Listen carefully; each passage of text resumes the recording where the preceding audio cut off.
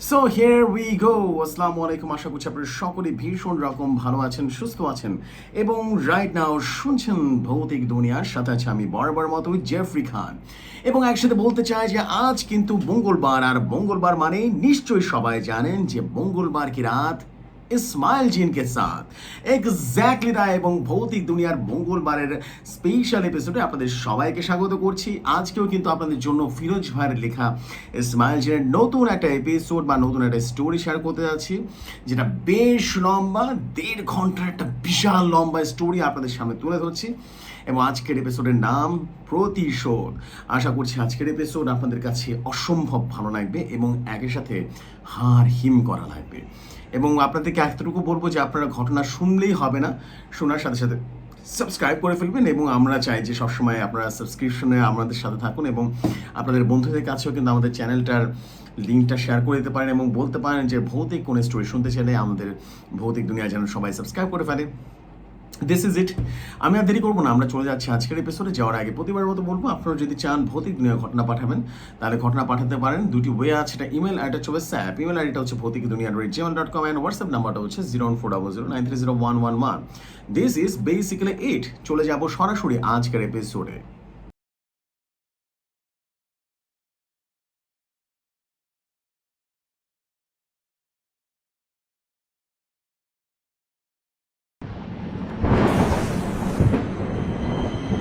কালো লম্বা অবয়বটা রিফাত সাহেবের সামনে এসে দাঁড়িয়ে বলল, ভুল করে ফেললি, তুই আমাকে ডেকে অনেক বড় ভুল করলি।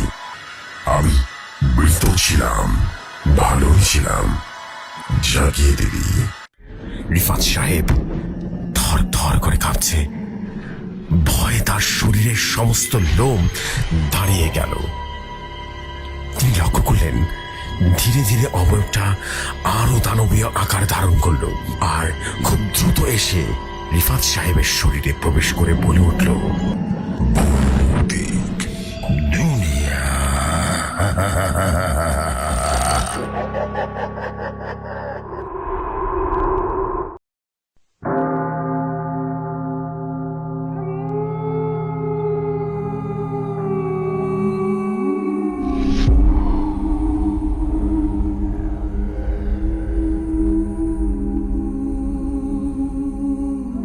সো ঘটনাটি অনেকটাই এইভাবে দেখা হয়েছিল। আসসালামু আলাইকুম জোশী ভাই, আশা করি ভালো আছেন, ভালোর দরিয়ে আছেন। এবং ভৌতিক দুনিয়ার সকল শ্রোতা বন্ধুদের আমার অনেক অনেক সালাম জানাই। আসসালামু আলাইকুম সবাইকে। আমি ফিরোজ খান, ভৌতিক দুনিয়ার অফিসিয়াল স্টোরি টেলার এবং ইসমাইল জিনের লেখক আমি নিজেই। আজ আবারও ইসমাইল জিনের নতুন আরো একটি স্টোরি নিয়ে আপনাদের সামনে হাজির হলাম। আশা করি আজকের স্টোরি আপনাদের মন জুড়িয়ে দেবে। দেরি না করে শুরু করছি আমার ঘটনা। বলছেন বরাবরের মতোই জাকির হুজুর। দাদু ভাই, সাধারণ মানুষের কাছে স্বপ্ন হয়তো বা কেবলই সারা দিনের চিন্তা ভাবনার একটা প্রতিচ্ছবি, কিন্তু যারা আধ্যাত্মিক জগতে চলাফেরা করেন তাদের জন্য স্বপ্ন অনেক সময় আদমে গায়েব বা অদেখা জগতের এক বিশাল দরজা হিসেবে কাজ করে। অনেক অতৃপ্ত আত্মা, অনেক মজলুমের রূহ মানুষের চোখের আড়ালে থেকে তাদের আর্তনাদ শোনানোর জন্য এই স্বপ্নের জগৎটাকে বেছে নেয়। আজকে যে ঘটনা আমি তোমাকে বলতে যাচ্ছি তার শুরুটা হয়েছিল ঠিক এমনই এক স্বপ্নের মাধ্যমে, কিন্তু সেই স্বপ্নটা এতটাই জীবন্ত আর বিভৎস ছিল যে আমার মতো একজন মানুষের রাতের ঘুম হারাম হয়ে গেছিল। সেটা ছিল ভাদ্র মাসের মাঝামাঝি সময়। সারাদিন ব্যবসা গরমের পর রাতে হালকা বৃষ্টি হয়েছিল। আমি তাহাজ্জুদের নামাজ পড়ে সবেমাত্র বিছানায় পিঠ ঠেকিয়েছি। কিছুক্ষণের মধ্যেই আমি এক গভীর ঘুমে তলিয়ে গেলাম। ঘুমের ঘোরে আমি দেখলাম আমি আমার নিজের বাড়ির বারান্দায় দাঁড়িয়ে আছি। চারদিকে খুটখুটে অন্ধকার, কিন্তু মেঘের ফাঁক দিয়ে উকি দেওয়ার চাঁদের ম্লান আলোয় আমার বাড়ির বিশাল উঠোনটা স্পষ্ট দেখা যাচ্ছে। হঠাৎ সে নিস্তব্ধতার বুক চিরে একটা কান্নার আওয়াজ আমার কানে ভেসে আসলো। খুব চাপা, ঢুকরে ঢুকরে কাঁদার আওয়াজ, কোনো মহিলার কান্নার আওয়াজ। আমি বারান্দা থেকে উঠোনের দিকে তাকালাম। দেখলাম আমার উঠোনের ঠিক মাঝখানে পেয়ারা গাছটার নিচে একটা যুবতী মেয়ে হাঁটু গেড়ে বসে আছে। মেয়েটার পরনে সাদা রঙের সালোয়ার কামিজ যা মাটিতে লুটে আছে। মেয়েটা তার হাত দুটো দিয়ে বুক থেকে হচড়ে কাঁদছে। চাঁদের আলোয় তার যতটুকু বোঝা যাচ্ছিল তাতে মনে হলো সে অত্যন্ত অসম্ভব রকমের সুন্দরী একজন যুবতী, কিন্তু সেই সৌন্দর্যের মাঝেও এক অদ্ভুত হাহাকার লুকিয়েছিল। আমার বুকের ভেতরটা কেমন যেন বছর দিয়ে উঠল। এত রাতে এমন এক যুবতী মেয়ে আমার উঠোনে বসে কাঁদছে কেন? কিসের এত কষ্ট তার? আমি বারান্দা থেকে উঠোনের দিকে পা বাড়ালাম আর বললাম, বা তুমি এত রাতে এখানে বসে কাঁদছো, কিন্তু কেন? কি হয়েছে তোমার? আমার গলার আওয়াজ পেয়ে মেয়েটা কাঁদাটা রীতিমতো থামিয়ে দিল। সে তার মুখ থেকে হাত দুটো খুব ধীর গতিতে সরালো এবং আমার দিকে তাকানোর জন্য ঘাড় ঘোরালো। আমি ওর খুব কাছে চলে গেছিলাম। আমি ওর চোখ দুটোর দিকে তাকালাম। ওই চোখে কোনো মানুষের স্বাভাবিক দৃষ্টি ছিল না। ওই চোখে ছিল অবর্ণনীয় এক যন্ত্রণা, এক বুক ভরা কষ্ট আর এক করুণ আঁতি। আমি ওর কাছে গিয়ে যেই ওকে আবারও কিছু জিজ্ঞেস করতে যাব, ঠিক সেই মুহূর্তে বিকট একটা হিস করে শব্দ হলো। আমার চোখের সামনে মুহূর্তের মধ্যে সে অসম্ভব সুন্দরী যুবতীর পুরো শরীর দাও দাও করে আগুন জ্বলে উঠল। আগুনটা কোনো আগুন ছিল না, সাধারণ আগুন ছিল না রে। ওটা ছিল নীলচে লাল রঙের লেলিহান শিখা। বেটার সুন্দর মুখশ্রী চোখের পলকে ঝলসে গিয়ে চামড়া গলে গলে পড়তে লাগলো। ওর চুলগুলো পরে ছাই হয়ে গেল। কিন্তু সবচেয়ে ভয়ঙ্কর ব্যাপার হলো, এত ভয়ঙ্কর ভাবে পুড়ে যাওয়ার পরেও মেয়েটা কোনো চিৎকার করলো না। সে শুধু সে জ্বলন্ত বিভৎস চোখ দুটো নিয়ে অত্যন্ত করুণ দৃষ্টিতে আমার দিকে তাকিয়ে রইল, যেন সে আমার কাছে কোনো সাহায্য চাইছে। বাপুদ, আমি এক গগন বিদারী চিৎকার দিয়ে বিছানা থেকে ধরবার করে উঠে বসলাম। আমার শরীর রীতিমতো ঘামে ভিজে একাকার হয়ে গেছে। বুকের ভেতরের হৃৎপিণ্ডটা হাতুড়ির মতো পিটছে। আমি জোরে জোরে শ্বাস নিচ্ছিলাম। আমার ঘরের জানালা দিয়ে তখন ভোরের আলো ফুটতে শুরু করেছে, কিন্তু আমার নাকে তখনও সেই পোড়া মাংসের বিভৎস গন্ধটা লেগেছিল। দাদুভাই, আমি দ্রুত উঠে অজু করে ফজরের নামাজ আদায় করলাম। আমি বুঝতে পারছিলাম এটা কোনো সাধারণ স্বপ্ন নয়, কিন্তু এর অর্থ কি? কে মেয়ে? কি বলতে চায়? সেদিন সারা দিন আমি রীতিমতো অন্যমনস্ক ছিলাম। রাতে এসার নামাজ পড়ে আমি আবারও ঘুমাতে গেলাম। কিন্তু দাদুভাই, বিশ্বাস করো, দ্বিতীয় রাতেও ঠিক একই স্বপ্ন। সে উঠোনে সেই কান্না, সে অসম্ভব সুন্দরী যুবতী, এবং আমার চোখের সামনে সেই যুবতী দাও দাও করে পুড়ে যাচ্ছে, আর সে করুণ দৃষ্টিতে আমার থেকে তাকিয়ে আছে। তৃতীয় রাতে যখন হুবহু একই স্বপ্নের পুনরাবৃত্তি ঘটলো, আমি বুঝতে পারলাম এই আত্মা কোনো সাধারণ কারণে আমার কাছে আসেনি। সে চরম কোনো অন্যায় শিকার হয়েছে। সে আমার কাছে তার বিচার চাইছে, কিন্তু সে কথা বলতে পারছে না। ওই আগুন তাকে গিলে গিলে খাচ্ছে।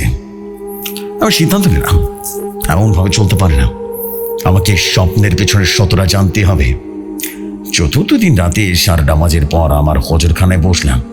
আমি আমার চারপাশের একটা হিসার বা সুরক্ষা গণ্ডি তৈরি করলাম। এরপর আমি একটা বিশেষ রুকিয়া করলাম। এই রুকায়া কাশ্যপ বলা হয় এটাকে, যা মানুষের অবচেতন মনকে ধাতিকে জগতের সাথে সরাসরি যুক্ত করে। দীর্ঘক্ষণ তেলাওয়াত করার পর আমি সেই হিসারের ভিতরে বিছানা পেতে শুয়ে বললাম। ঘুমানোর আগে আল্লাহর কাছে দোয়া করলাম, হে আল্লাহ, এই মাজলুম আত্মাকে আমার সাথে কথা বলার তৌফিক দান করুন। এরপর কিছুক্ষণের ভিতরে আমি ঘুমের দেশে তলিয়ে গেলাম এবং আবারও সে অদ্ভুত স্বপ্ন। সে ঘুঁট ঘুঁটে অন্ধকার, সে বাড়ির উঠোনে, সে পেয়ারা গাছটির নিচে মিঠা বসে ঢুকরে ঢুকরে কাঁদছে। কিন্তু আজ আমি আর কোনো ভয় পেলাম না। আজ আমার ভেতরে আল্লাহর কালামের শক্তি ছিল। আমি বারান্দা থেকে নেমে খুব শান্ত পায়ে বেটার দিকে এগিয়ে যেতে লাগলাম। মা, খুব নরম গলায় বললাম, আজ আমি তোমাকে সাহায্য করার জন্য সম্পূর্ণ প্রস্তুত। তুমি আর কাঁদবে না। আমাকে বলো, তোমার এই করুণ দশা কে করছে? মেয়েটা আজ কোন রকম মুখ লুকালো না। সে আমার দিকে তাকালো। ছাদের আলোয় সে মায়াবী নিষ্পাপ মুখটা আরো বেশি করুণ লাগছিল। আজ তার শরীরে আগুন জ্বলে উঠল না। রুকায়ার প্রভাবে সে আজ কথা বলার শক্তি পেয়েছে। মেয়েটা তার ডাগর ডাগর চোখ দিয়ে তাকিয়ে এক দীর্ঘ শ্বাস ফেলল। তার গলা থেকে যে আওয়াজ বের হলো না, তা যেন অনেক দূর থেকে কোনো গভীর খাতের ভেতর থেকে ভেসে আসছিল। হুজুর, আমি কোনো মানুষ নই। আমি একজন মৃত, অভিশপ্ত, অতৃপ্ত আত্মা। আমাকে খুব ভয়ঙ্করভাবে হত্যা করা হয়েছে হুজুর। মেয়েটির কথাগুলো শুনে আমার বুকের ভেতরটা কেঁপে উঠল। আমি মাটিতে তার সামনে বাবু হয়ে বসে বললাম, কিভাবে মা? কে তোমাকে তা করেছে বলো তো? খুলে বলো আমাকে, কোনো কিছু বাদ দিবে না। মেয়েটা আবারও কাঁদতে লাগলো। চাঁদের আলো আমি দেখলাম তার চোখের পানিগুলো বাটিতে পড়ার আগে রক্তে পরিণত হচ্ছে। হুজুর, জীবিত অবস্থায় আমি একটা ছেলেকে পাগলের মতো ভালোবাসতাম। আমার দুনিয়া বলতে শুধু ওই ছেলেটাই ছিল। প্রথম 1 বছর আমাদের খুব সুন্দর একটা সম্পর্ক ছিল। ও আমাকে অনেক ভালোবাসতো, অনেক সম্মান করত। আমি ভেবেছিলাম ওকে আমি আমার জীবন সঙ্গী করব, কিন্তু একটা সময় পর সব কিছুই পাল্টে যেতে শুরু করলো। বেটাটা চাপা দীর্ঘশ্বাস পেলে আবার বলতে লাগলো, হুজুর, ছেলেটা ধীরে ধীরে পাড়ার কিছু বখাটে এবং নেশাগ্রস্ত ছেলেদের সাথে মিশতে শুরু করে। ও ড্রাগস নেওয়া শুরু করে। ড্রাগসের নেশায় ও ধীরে ধীরে একটা ভয়ঙ্কর পিশাচে পরিণত হয়। আমি ওকে অনেক চেষ্টা করেছি ওই অন্ধকার জগৎ থেকে ফিরিয়ে আনতে, কিন্তু আমি পারিনি। উল্টো আমার সাথে খারাপ ব্যবহার করা শুরু করে। আমি ওকে এতটাই ভালোবাসতাম যে আমি এত কিছু জানার পরে ওকে ছেড়ে যেতে পারিনি। আমি চুপচাপ শুনছিলাম। ভালোবাসায় ওই অন্ধ বহু কিভাবে মানুষকে ধ্বংসের দিকে ঠেলে দেয়, এটাই তার জলযন্ত্র প্রমাণ। বেটা বলতে লাগলো, একদিন রাতে ও আমাকে ফোন করে বলল ও সব ভুল বুঝতে পেরেছে, ওর সব ছেড়ে দিয়ে আমার কাছে ফিরে আসতে চায়। ও আমাকে ওর বাসায় ডাকলো। আমি অন্ধের মতো ওর কথা বিশ্বাস করে ফেললাম। ওকে ক্ষমা করে দিয়ে ওর বাসায় ছুটে গেলাম। আমি জানতাম না হুজুর, ওটা কোনো ভালোবাসার ডাক ছিল না, ওটা ছিল আমার মৃত্যুর ফাঁদ। বেটা এবার 2 হাত দিয়ে নিজের মাথা চেপে ফুপিয়ে ফুপিয়ে কাঁদতে লাগলো আর বলল, আমি ওর ঘরে যাওয়ার পর ও আমার সাথে খুব ভালো ব্যবহার করতে শুরু করলো। আমাকে জড়িয়ে ধরলো। আমরা এখান থেকে সময় কাটাচ্ছিলাম। আমি স্বপ্নেও ভাবিনি ওই ঘরে অন্য একটা কোনায় লুকিয়ে আছে ওর সে বখাটের নেশাগ্রস্ত 3 জন বন্ধু। ও অতিরিক্ত মাত্রায় ড্রাগস নিয়ে ওর বন্ধুদের সাথে মিলে আমাকে সংঘবদ্ধভাবে শেষ করে দেওয়ার জন্য এক ভয়ঙ্কর পরিকল্পনা করেছিল। আমি যেন স্তব্ধ হয়ে গেলাম। এটা মানুষ কতটা নীচ হলে নিজের ভালোবাসার মানুষকে এমন নরকের বুকে ঠেলে দিতে পারে। হঠাৎ করে হুজুর, ওই 3 জন নরপুষ আমার সামনে এসে দাঁড়ালো। আমি কিছু বুঝে ওঠার আগে ওরা আমার উপরে ছাপিয়ে পড়লো। আমার সে ভালোবাসার মানুষটা, সে আমাকে বাঁচানোর বদলে একটা পৈশাচিক হাসি দিয়ে ওদের সাথে যোগ দিল। ওরা আমার মুখ শক্ত করে চেপে ধরলো, আমার হাত পা বেঁধে ফেললো। হুজুর, আমি ওর পায়ে পড়েছি, আমি আল্লাহর কাছে এবং রাসূলের দোহাই দিয়েছি, কিন্তু ওদের মনে কোনো রকম দয়া ছিল না। ওরা একটা মাংসের টুকরের মতো আমাকে ছিঁড়ে ছিঁড়ে খেতে লাগলো। দাদু ভাই, বেটার বর্ণনা শুনে আমার মতো একজন শক্তপোক্ত মানুষের বোনের চোখেও রীতিমতো পানি চলে আসলো। আমি দাঁতে দাঁত চেপে বললাম, তারপর কি হলো মা, বলো। আমি যন্ত্রণায়, অপমানে আর কষ্ট সহ্য করতে না পেরে একটা সময় জ্ঞান হারিয়ে ফেলি। যখন আমার জ্ঞান ফিরল না, তখন ওই জানোয়ারগুলো ভাবলো আমি হয়তো মারা গেছি। তখন ওদের মনে ভয় ঢুকে গেল। ওরা সিদ্ধান্ত নিল আমার লাশ এমনভাবে গুম করবে যেন পৃথিবীর কেউ কোনোদিন আমার অস্তিত্ব খুঁজে না পায়। বেটির কণ্ঠস্বর একটা হিমশীতল মৃত মানুষের গলায় পরিণত হলো। ওরা আমাকে একটা পাটের বস্তায় ভরলো। রাতের অন্ধকারে ওরা আমাকে নিয়ে গেল গ্রামের শেষ মাথার একটা জঙ্গলে, ঘন জঙ্গল। সেখানে নিয়ে গিয়ে হুজুর, ওরা বড় বড় পাথর দিয়ে আমার মাথার মুখমণ্ডল এমন ভাবে থেতলে দিল যে আমার চেহারা একদম বিকৃত হয়ে গেল। আমি তখনও পুরোপুরি মরিনি হুজুর। আমি সে পাথরের আঘাতগুলো অনুভব করছিলাম। এরপর ওরা একটা ধারালো দা দিয়ে আমার শরীর থেকে আমার মাথাটা ছিন্ন ভিন্ন করে আলাদা করে দিল। সবাই করে দিল আমাকে। আমি রীতিমতো শিউরে উঠলাম। ইয়া আল্লাহ, মানুষের রূপ ধরে ওরা এত জঘন্যতম পিশাচ হয়ে গেল। ওদের নিষ্ঠুরতা সেখানেই শেষ হয়নি হুজুর। আমার পরিচয় যাতে কেউ জানতে না পারে, তাই ওরা আমার সেই খণ্ডিত শরীরের পেট্রোল ঢেলে আগুন ধরিয়ে দিল। আমার শরীর তাও তাও করে চলতে লাগলো। এরপর আমার সে আধা পোড়া ছিন্ন ভিন্ন মাংসগুলো ওরা টুকরো টুকরো করে জঙ্গলের শিয়াল কুকুরদের খাইয়ে দিল। হুজুর, আমার পুরো শরীরটা এই পৃথিবী থেকে একদম নিশ্চিন্ন হয়ে গেল। আমার মা বাবা আজও জানে না তাদের মেয়ে কোথায় হারিয়ে গেছে। তারা আজও আমার অপেক্ষায় পথের দিকে তাকিয়ে আছে। প্রতি রাতে আমার মা কাঁদে। এটুকু বলে বেটা আবার অজরে কাঁদতে লাগলো। দাদু ভাই, ঠিক সেই মুহূর্তে আমি এক চরম বিভৎস দৃশ্য দেখলাম। মেয়েটা যখন কাঁদছিল, হঠাৎ করে তার ঘাড়ের কাছ থেকে একটা কর্কর শব্দ হলো। আমি দেখলাম মেয়েটার মাথাটা তার ধর থেকে আলাদা হয়ে ধীরে ধীরে বুকের উপরে ঝুলে পড়ল। তার গলা দিয়ে কল কল করে রক্ত বেরোতে শুরু করলো। পুরো উঠোন রীতিমতো ভাসিয়ে দিচ্ছিল। আমি শিউরে উঠে একবার পিছিয়ে গেলাম। মেয়েটি তার কাটা মাথাটা 2 হাত দিয়ে ধরে আবার সোজা করে বসালো। তার চোখের দৃষ্টি এখন একটা প্রতিশোধ পরায়ণ পিশাচের মতো জ্বলজ্বল করছে। আমার শরীর ধ্বংস হয়ে গেছে হুজুর, কিন্তু আমার রূহ মুক্তি পায়নি। আমার এই অতৃপ্ত আত্মা গত 1 বছর ধরে পৃথিবীতে বিচরণ করছে, পৃথিবীতে বিচার চেয়ে ঘুরে বেড়াচ্ছে। আমি অনেক তান্ত্রিক, অনেক গুণীদের কাছে গিয়েছিলাম। একটা সময় আমি যজ্ঞেশ তান্ত্রিক নামে এক যোগীর খোঁজ পাই। তিনি অনেক শক্তিশালী ছিলেন। তিনি চেষ্টা করেছিলেন আমাকে মুক্ত করতে, ওই জানোয়ারগুলোর বিচার করতে, কিন্তু ওই যুবকের বাবা অনেক প্রভাবশালী। তাদের সাথে শয়তানি শক্তির যোগাযোগ থাকায় যজ্ঞেশতান্ত্রিক তাদের সাথেও টিকতে পারেনি। বেটি এবার আবার খুব কাছে এগিয়ে আসলো। শেষমেশ যজ্ঞেশতান্ত্রিক আমাকে আপনার ঠিকানা দেন। তিনি বলেন, এই পৃথিবীতে কেউ যদি ওই জানোয়ারগুলোকে তাদের শাস্তি পাইয়ে দিতে পারে আর বা তোমাকে মুক্ত করতে পারে, তবে সে হলো জাকির হুজুর আর তার সাথে থাকা প্রতাপশালী এক জিন, ইসমাইল জিন। হুজুর, আমি চাইলে জাগ্রত অবস্থায় আপনার সাথে দেখা করতে পারতাম, কিন্তু আপনার হজরখানার ইসমাইল জিনের এত শক্তিশালী রুহানি পাহারাদার আছে যে আমি ফিজিক্যালি আপনার বাড়ির 30 মিনিট ঢুকতে পারতাম না। তা আমি বাধ্য হয়ে স্বপ্নের মাধ্যমে আপনার কাছে এসেছি হুজুর।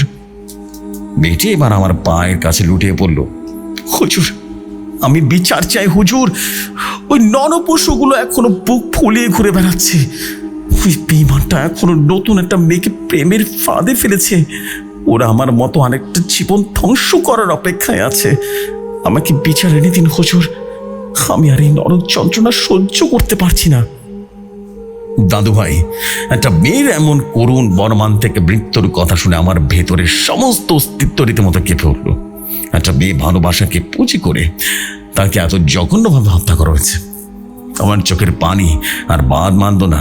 আমি হাও মাও করে কেঁদে উঠলাম আর বললাম, আমি কথা দিচ্ছি আল্লাহর কসম, এই জানোয়ারগুলোকে এমন বিচার করবো আমি যা থেকে সঙ্গে ব্লিস শয়তান শিওর উঠবে। আমি কাঁদতে কাঁদতে কথাগুলো বলছিলাম, আর ঠিক তখনই আমার ঘুমটা ভেঙে গেল। আমি ধরমর করে ঘুম থেকে উঠে বিছানায় উঠে বসলাম। আমি দেখলাম আমার পুরো শরীর রীতিমতো ঘামে চপচপ করছে। আমার 2 চোখ দিয়ে অঝরে কান্নার জল গড়িয়ে পড়ছে। আমার বুকের ভেতরে এমন এক কষ্ট দলা বাকি আছে যেন আমার নিজের বেশ সাথে এমন কিছু ঘটেছে। আমি আর 1 মুহূর্ত দেরি করলাম না। ঘড়িতে তখন ফজর হতে আর কিছুক্ষণ বাকি। আমি দ্রুত বিছানা থেকে উঠে ওযু করে নিলাম। ফজরের আজান দেওয়ার সাথে সাথে আমি নামাজ আদায় করলাম। নামাজ শেষে আমি যায় নামাজে বসে রইলাম। আমার ভেতরে তখন একটা প্রচন্ড রাগ আর চরম প্রতিশোধের আগুন জ্বলছে। আমি চোখ বন্ধ করে অত্যন্ত গভীর ধ্যানে মগ্ন হয়ে গেলাম। আমার ঠোঁট বেরি বেরি করে এক বিশেষ রুহানি মন্ত্র পড়তে শুরু করলো, যা কেবল চরম বিপদের সময় শক্তিশালী মুসলিম জিনদের ডাকার জন্য ব্যবহার করা হয়। আমি আমার অন্তরের সমস্ত শক্তি একত্রিত করে ইসমাইল জিনকে স্মরণ করতে লাগলাম। ইয়া ইসমাইল, হাজির হও। দাদু ভাই, আমি যখন মন্ত্র পড়ছিলাম তখন বাইরে এক অদ্ভুত পরিবর্তন করতে শুরু করলো। সকালে সেই স্নিগ্ধ পরিষ্কার আকাশ হঠাৎ করে কালো ঘুটঘুটে বেগে ডেকে যেতে লাগলো। আমার ঘরের জানালা দিয়ে আমি দেখলাম পুরো আকাশটা যেন এক নিমেষে অমাবস্যার রাতের মতো অন্ধকার হয়ে গেছে। সে জমাট বাঁধা কালো মেঘের ভেতর থেকে ভয়ঙ্কর শব্দে বিদ্যুৎ চমকাতে শুরু করলো। কর কর করে বিদ্যুৎ চমকালো। বাতাসের বেগ প্রচন্ড ভাবে বেড়ে গেল। আমার হজরখানের দরজা জানালা রীতিমতো কাঁপতে শুরু করলো, আর জানালাটা একবার খুলছে একবার বন্ধ হচ্ছে, তাপ তাপ করে বাড়ি খেলো। আমি চোখ বন্ধ করে কোরআন তেলাওয়াত করতে লাগলাম। একই সাথে একেবারে পরিবেশ একবার অদ্ভুত হয়ে গেল। মাটি কাঁপতে লাগলো। হঠাৎ করে আকাশের সেই গর্জনটা থেমে গেল। চারদিকে চরম নিস্তব্ধতায় ডুবে গেল। আমি আমার বন্ধ চোখের পাতার আড়ালে অনুভব করলাম আকাশ থেকে যেন মাঝখান থেকে ছিঁড়ে গেছে, আর সেই ছিদ্র পথ দিয়ে একটা তীব্র ধবধবে সাদা আলোর কণা প্রচন্ড বেগে সোজা নিচের দিকে ধেয়ে আসছে। আলোর কণাটা আমার বাড়ির ছাদ ভেদ করে সোজা আমার হজরখানায় প্রবেশ করলো এবং 1 সেকেন্ডের ভগ্নাংশে সেটা আমার মাথার তারও ছিদ্র করে আমার মস্তিষ্কের ভেতরে ঢুকে গেল। আল্লাহু আকবার! আমি এক ভয়ঙ্কর অমানবিক তাণ্ডবে প্রচন্ড ঝাঁকি খেলাম। আমার মনে হলো আমার শরীরের ভেতরে প্রায় 10,000 ভোল্টের কারেন্ট পাস হচ্ছে। আমি আর বসে থাকতে পারলাম না, মুহূর্তে থরথর করে কাঁপতে কাঁপতে জায়নামাজের উপরে লুটিয়ে পড়লাম। আমার শরীর রীতিমতো বেঁকে যেতে লাগলো। আমার মুখ দিয়ে অনবরত সাদা গ্যাজলা আর ফেনা বেরোতে শুরু করলো। যন্ত্রণার তীব্রতা আমার মনে হচ্ছিল আবার শরীরের প্রতিটি হাড় গোড় রীতিমতো গুঁড়ো হয়ে যাচ্ছে। একটা সময় দেখলাম আমার মুখের সেই সাদা গ্যাজলার সাথে রক্ত, টাল টকটকে রক্ত বেরিয়ে আসছে। আমার নাক দিয়ে রীতিমতো রক্ত গড়িয়ে পড়ছিল। বেশ কয়েক মিনিট এমন বিভৎস যন্ত্রণার ভিতর দিয়ে যাওয়ার পর আমার শরীর কাঁপুনি আস্তে আস্তে থেমে গেল। আমি খুব কষ্ট করে ফ্লোরের উপরে হাত ভর দিয়ে উঠে বসলাম। আমার শরীরের রক্ত আর ঘামে মাখামাখি। আমি আমার চোখ দুটো আস্তে আস্তে করে খুললাম। আমি দেখলাম আমার চোখ থেকে একটা ঘন সাদা ধোঁয়া গল গল করে বেরিয়ে আসছে এবং ধোঁয়াটা আমার শরীর থেকে বেরিয়ে প্রায় 10 হাত সামনে গিয়ে স্থির হয়ে দাঁড়ালো। সে ধোঁয়াটা ধীরে ধীরে ঘুরপাক খেতে খেতে বিশাল দানবীয় একটা আকৃতি ধারণ করলো। আর কয়েক সেকেন্ডের মধ্যেই সে ধোঁয়াটা সম্পূর্ণভাবে এক ডোরানি বিশাল দেখি মানুষের রূপে পরিণত হলো। অদ্ভুত তার চেহারা, এক নূরের আলো ঠিকরে বেরোচ্ছে তার চেহারা দিয়ে। সেটা আর কেউ নয়, আমার সামনে দীর্ঘদিনের আধ্যাত্মিক সাথে অত্যন্ত শক্তিশালী মুসলিম জিন ইসমাইল। আমি ফ্লোরে বসে হাঁপাতে হাঁপাতে রক্ত মাখামাখি কোনো মতে সালাম দিলাম আর বললাম, আসসালামু আলাইকুম ইসমাইল সাহেব। ইসমাইল জিন খুব গম্ভীর এবং বেখুব অর্জনের মতো কোনায় সালামের উত্তর দিলেন, ওয়ালাইকুম আসসালাম হুজুর। এরপর তিনি তীক্ষ্ণ দৃষ্টিতে আমার উপরে জিজ্ঞেস করলেন, আপনি চরম রুকায়া এ আহসার প্রয়োগ করে আমাকে এমন জরুরি অবস্থায় স্মরণ করেছেন। আপনার শরীর থেকে রক্ত ঝরছে, কি এমন বিপদ ঘটেছে হুজুর যার কারণে আপনাকে চরম পথ বেছে নিতে হলো? আমি ইসমাইল জিনের সে ডোরানে বিশাল অভিজ্ঞতা থেকে তাকে একটা দীর্ঘশ্বাস ফেললাম আর বললাম, ইসমাইল সাহেব, আজ আমি কোনো সাধারণ মানুষের জন্য আপনাকে ডাকিনি। আজ আমি এমন এক পৈশাচিক অন্যায়ের বিচার চাইতে আপনাকে ডেকেছি, যা শুনলে স্বয়ং ইবলিস হয়তো বা লজ্জা পাবে। মানুষের রূপে থাকা কিছু নরপিশাচ একটা নিষ্পাপ মেয়ের সাথে যে বর্বরতা করেছে তা আমার রাতের ঘুম হারাম করে দিয়েছে। ইসমাইল জিন কোনো কথা বললেন না। তিনি তার তীক্ষ্ণ উজ্জ্বল দৃষ্টি দিয়ে আমার দিকে তাকিয়ে রইলেন। আমি তখন শুরু থেকে শেষ পর্যন্ত আমার স্বপ্নের কথা, সে উঠোনে বসে থাকা যুবতী বীর কান্নার কথা এবং তার সাথে ঘটে যাওয়া ভর্ষক সংঘবদ্ধ শোন এবং নির্মম তা কাণ্ড কথা রীতিমতো ইসমাইল ভাইকে সমস্ত ঘটনা খুলে বললাম। আমি জানালাম কিভাবে বখাটের যুবকেরা বেটিকে পাথর দিয়ে থেতলে মাথা কেটে শরীর থেকে আলাদা করে এবং পুরো মাংস রীতিমতো কুকুরকে খাইয়ে দিয়েছে এবং প্রমাণ লোপাট করে দিয়েছে। আমার কথা শেষ হওয়ার পর হজরখানার ভেতরে এক চরম নিস্তব্ধতা নেমে এলো। আমি দেখলাম ইসমাইল জিনের সেই শান্ত প্রশান্ত মুখবন্ধর এক ভয়ঙ্কর রূপ ধারণ করতে শুরু করলো। তার শরীর থেকে বের হওয়া সাদা নূরের আলোটা ধীরে ধীরে আগুনের মতো লাল হতে লাগলো। তার চোয়াল শক্ত হয়ে গেছে। মানুষ! ইসমাইল জিন এক গভীর বর্জ্য কণ্ঠে বলে উঠল, আল্লাহর সৃষ্টি মানুষ, অথচ যখন তার শয়তানের প্ররোচনা নিজের নফস বা কামনার কাছে আত্মসমর্পণ করে তখন তারা জানোয়ার হয়ে যায়। হুজুর, ওই যুবকেরা শুধু ওই শরীরকে হত্যা করেনি, তারা একটা পবিত্র ভালোবাসাকে জবাই করেছে। ইসমাইল জিনাকে দীর্ঘশ্বাস ফেলে তার শরীরের সে লাল আভাটাকে যেটা শান্ত করলেন। হুজুর, আপনি এখানে বসে বিশ্রাম দিন। আপনার শরীর থেকে অনেক রক্তপাত হয়েছে। আমি ওই যুবতীর ব্যাপারে এবং নরপিশাচগুলোর বর্তমান অবস্থা সম্পর্কে খোঁজ খবর নিয়ে আসছি।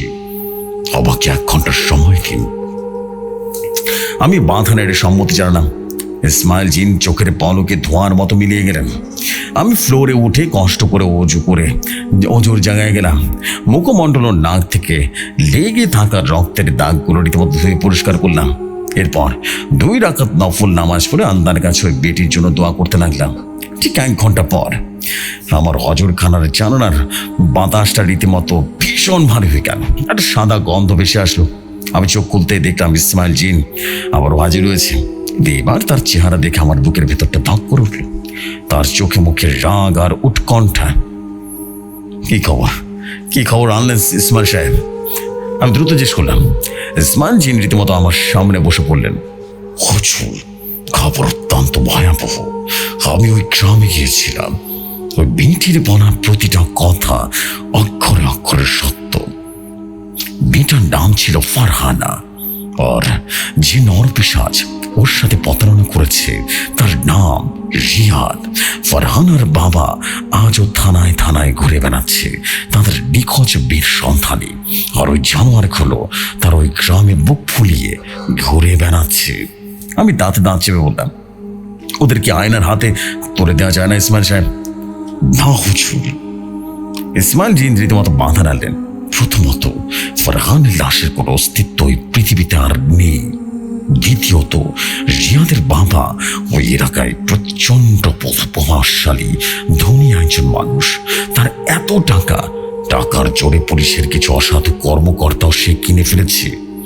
কোনো প্রমাণ ছাড়া পুলিশ ওদের কিছুই করতে পারবে না। ইসমাইল জিন একটু থামলেন। তারপর তিনি এমন এক কথা বললেন যা শুনে আমার পায়ের তলা থেকে রীতিমতো মাটি সরে গেল।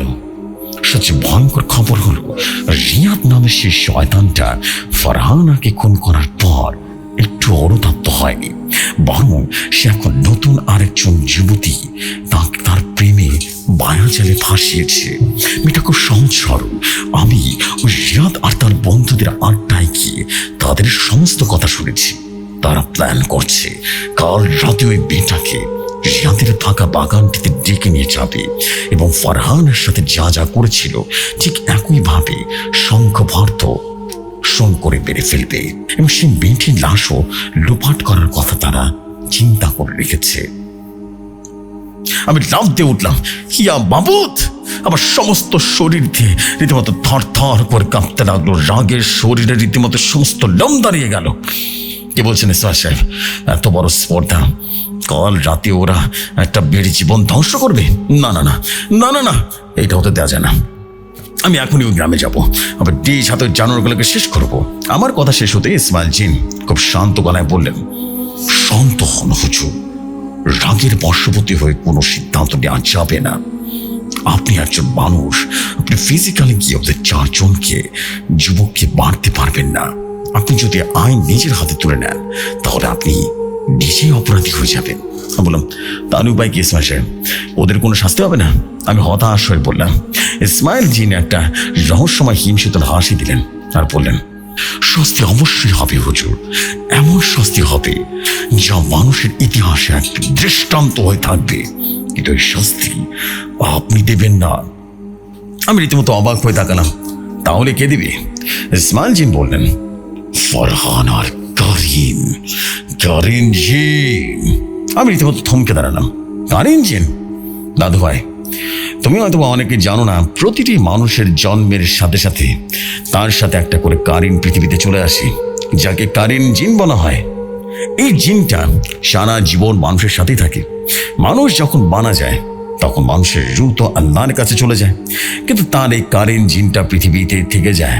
কোনো মানুষ যদি স্বাভাবিক মৃত্যু হয় তবে তার কারিনও একসময় শান্ত হয়ে যায়, কিন্তু যদি কোনো মানুষকে ফারহানার মতো এমন নির্মম, পাশবিক এবং অন্যায়ভাবে হত্যা করা হয় তবে তার কারিন জিন চরম আকার ধারণ করে। সে কারিন জিনের ভেতরে ওই মৃত মানুষের সমস্ত স্মৃতি, যন্ত্রণা এবং চরম প্রতিশোধ জন্ম নেয়। ফারহানার রূহ বিচার চাইছে ঠিকই, কিন্তু প্রতিশোধ নেওয়ার জন্য ফিজিক্যাল জগতে ফারহানার কারিন জিন হলো সবচাইতে বড় অস্ত্র। ইসমাইল ভাই বুঝিয়ে বললেন, হুজুর, ফারহানার কারিন জিনটা 1 বছর ধরে জানোয়ারগুলোর চারপাশে ঘুরছে, কিন্তু সে কিছুই করতে পারছে না, কারণ রিয়াদের পরিবার কালজাদের প্রোটেকশন দিয়ে রেখেছে। আমি আপনাকে ওই গ্রামে নিয়ে যাব।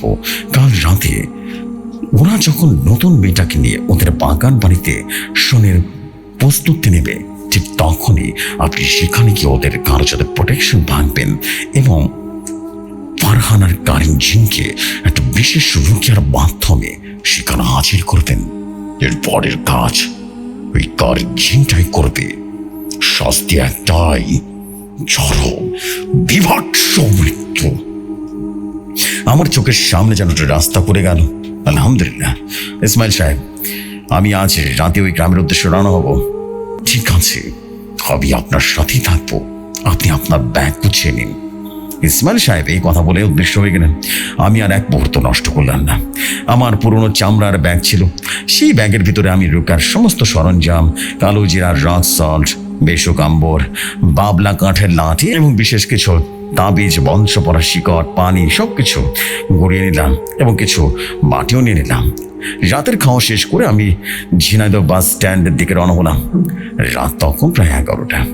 ওই গ্রামের উদ্দেশ্যে যাওয়ার জন্য লোকাল নাইট কোচ আমি পেয়ে গেলাম।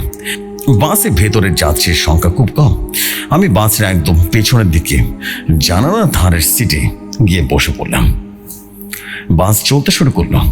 বাইরে ঘুটঘুটে অন্ধকার। রাস্তার বাসের ইঞ্জিনের একঘেয়ে শব্দ আমাকে চরম ক্লান্তি বোধ তৈরি করে দিল। গত কয়েক রাত ধরে ঠিক মতো ঘুম হয়নি, তার উপরে আজকের এই চরম রুকার ধকল। আমি কখন যে বাসের মধ্যে হেলান দিয়ে ঘুমিয়ে গেছিলাম আমি নিজেই বুঝতে পারিনি। এবং দাদু ভাই, ঘুমিয়ে পড়া মাত্র আমি আবারও স্বপ্ন রাজ্যে প্রবেশ করতে শুরু করলাম। কিন্তু এবারের স্বপ্নটা আগের মতো ছিল না। আমি দেখলাম আমি একটা ঘুটঘুটে অন্ধকার জঙ্গলের ভেতরে দাঁড়িয়ে আছি। চারদিকে শিয়াল আর পেঁচার ডাক শোনা যাচ্ছে। হঠাৎ আমার সামনে একটা অবয়ব ফুটে উঠলো। আমি ভেবেছিলাম আমি হয়তো ফারহানার সেই কাঁদতে থাকা রূপটাই দেখব, কিন্তু না, আমার সামনে দাঁড়িয়ে আছে ফারহানার সেই কারিন জিন। দাদু ভাই, ফারহানার মুখ ঠিক ওরকমই ছিল, কিন্তু ওর চোখ দুটো আজ স্বাভাবিক নেই। ওর চোখ দুটো রীতিমতো আগুনের মতো লাল হয়ে জ্বলছে। ওর নখগুলো বড় বড় হয়ে বন্য প্রাণের মতো তীক্ষ্ণ হয়ে গেছে। ওর ফর্সা চামড়ার উপর দিয়ে কালো রঙের শিরাগুলো দপদপ করে চলছে। কিন্তু সবচেয়ে ভয়ঙ্কর ছিল ওর মুখের হাসিটা। ও কাঁদছিল না, ও আমার দিকে তাকে এক চরম তৃপ্তির, এক পৈশাচিক প্রতিশোধের হাসি হাসছিল। সে হাসি দেখলে যে কোনো সুস্থ মানুষের কলিজা শুকিয়ে যাবে। হুজুর, তানিজিনের গলাটা ফারহানার মতো হলেও কেমন যেন লাগছিল। আমি আপনার অপেক্ষায় আছি হুজুর। আমি খুব তৃষ্ণার্ত। গত 1 বছর ধরে আমি আমার রক্তের ঘ্রাণ শুকে শুকে ওদের পিছনে ঘুরছি। আমি চাই কাল রাতে ওদের গলা ছিঁড়ে নিজের হাতে কাঁচা রক্ত পান করতে। আপনি শুধু আমাকে রাস্তাটা খুলে দেবেন হুজুর, বাকিটা আমি করব। কারিন জিনের এই ভয়ঙ্কর প্রতিশোধ পরায়ণতা দেখে আমার ভিতরে অদ্ভুত এক অনুভূতি হলো। সাধারণত আমি জিনদের এমন ভয়ঙ্কর রূপ দেখে তুলনা শুরু করি, কিন্তু আজ আমার এই রূপটা দেখে ভালো লাগলো না। বরং আমার মনে হলো জানোয়ারগুলোর জন্য এই শাস্তির সবচেয়ে বেশি উপযুক্ত। আমি স্বপ্নের ঘরেই কারিন জিনের দিকে তাকিয়ে মৃত একটা প্রশান্তির হাসি দিলাম। আমি হাসছি, তোমার প্রতিশোধ কাল রাতেই পূরণ হবে ইনশাআল্লাহ। আমার কথা শুনে কারিন জিনটা আর একটা অট্ট হাসি দিয়ে অন্ধকারের সাথে মিলিয়ে গেল। ঠিক সেই মুহূর্তে আমার কাঁধে একটা জোরালো ধাক্কা লাগলো। এই যে হুজুর, ওঠেন ওঠেন, আপনার গন্তব্য চলে আসছে, বাস আর সামনে যাইবো না। আমি ধরমর করে চোখ খুললাম, দেখলাম বাসের কন্ট্রাক্টর আমার দিকে তাকিয়ে আছে আর আমাকে ডাকছে। আমি জানালাম বাইরে তাকালাম। ভোরের আলো মাত্র ফুটে উঠতে শুরু করেছে। 4-5টা ঘন কুয়াশায় ঢাকা। আমি বুঝতে পারলাম আমি সে অভিশপ্ত গ্রামের কাছে মোটামুটি এসে পৌঁছে গেছি। আমি আমার ভারী ব্যাগটা কাঁধে নিয়ে বাস থেকে নিচে নেমে পড়লাম। বাসটা ধোঁয়া উড়িয়ে সামনের দিকে চলে গেল। আমি কুয়াশায় ঢাকা একটা অচেনা নিস্তব্ধ গ্রামের রাস্তায় একা দাঁড়িয়ে রইলাম।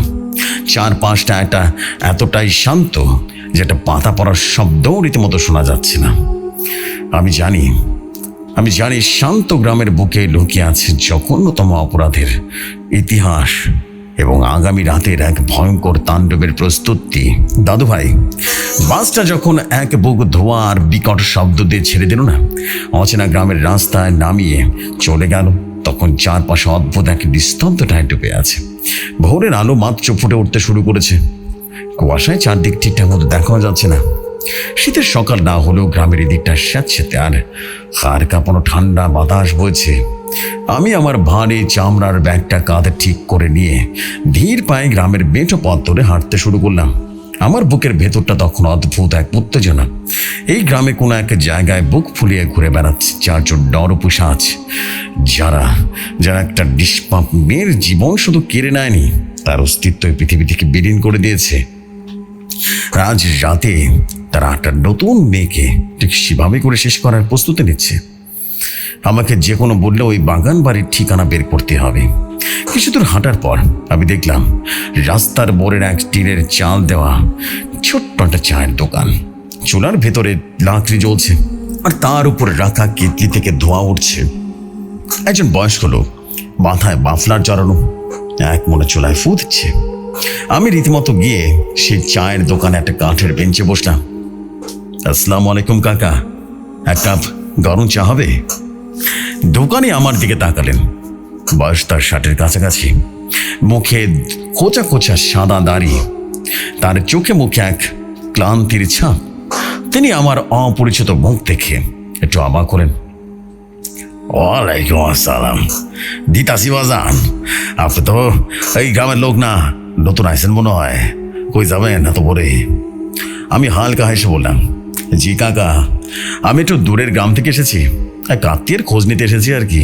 তা কাকা, আপনাদের গ্রামটা তো বেশ ছিমছাম শান্ত। দোকানি চা রীতিমতো ছাঁকতে ছাঁকতে দীর্ঘশ্বাস ফেললেন। শান্ত? বাইরে থেকে শান্তই মনে হয় বাজান, তয় এই গ্রামের মাটির নিচে যে কত পাপ আর কান্না চাপা পড়ি আছে, এই না শুধু উপরওয়ালাই জানে। আমি চায়ের কাপটা হাতে নিয়ে এক চুমুক দিলাম। বুঝলাম এই বয়স্ক লোকটার ভিতরে অনেক চাপা কষ্ট আর ক্ষোভ আছে। আমি খুব সাবধানে আমার ভুল কথায় আসার জন্য জাল পাততে শুরু করলাম। কেন কাকা, এমন কথা কেন বলছেন? গ্রামে কি কোনো সমস্যা আছে?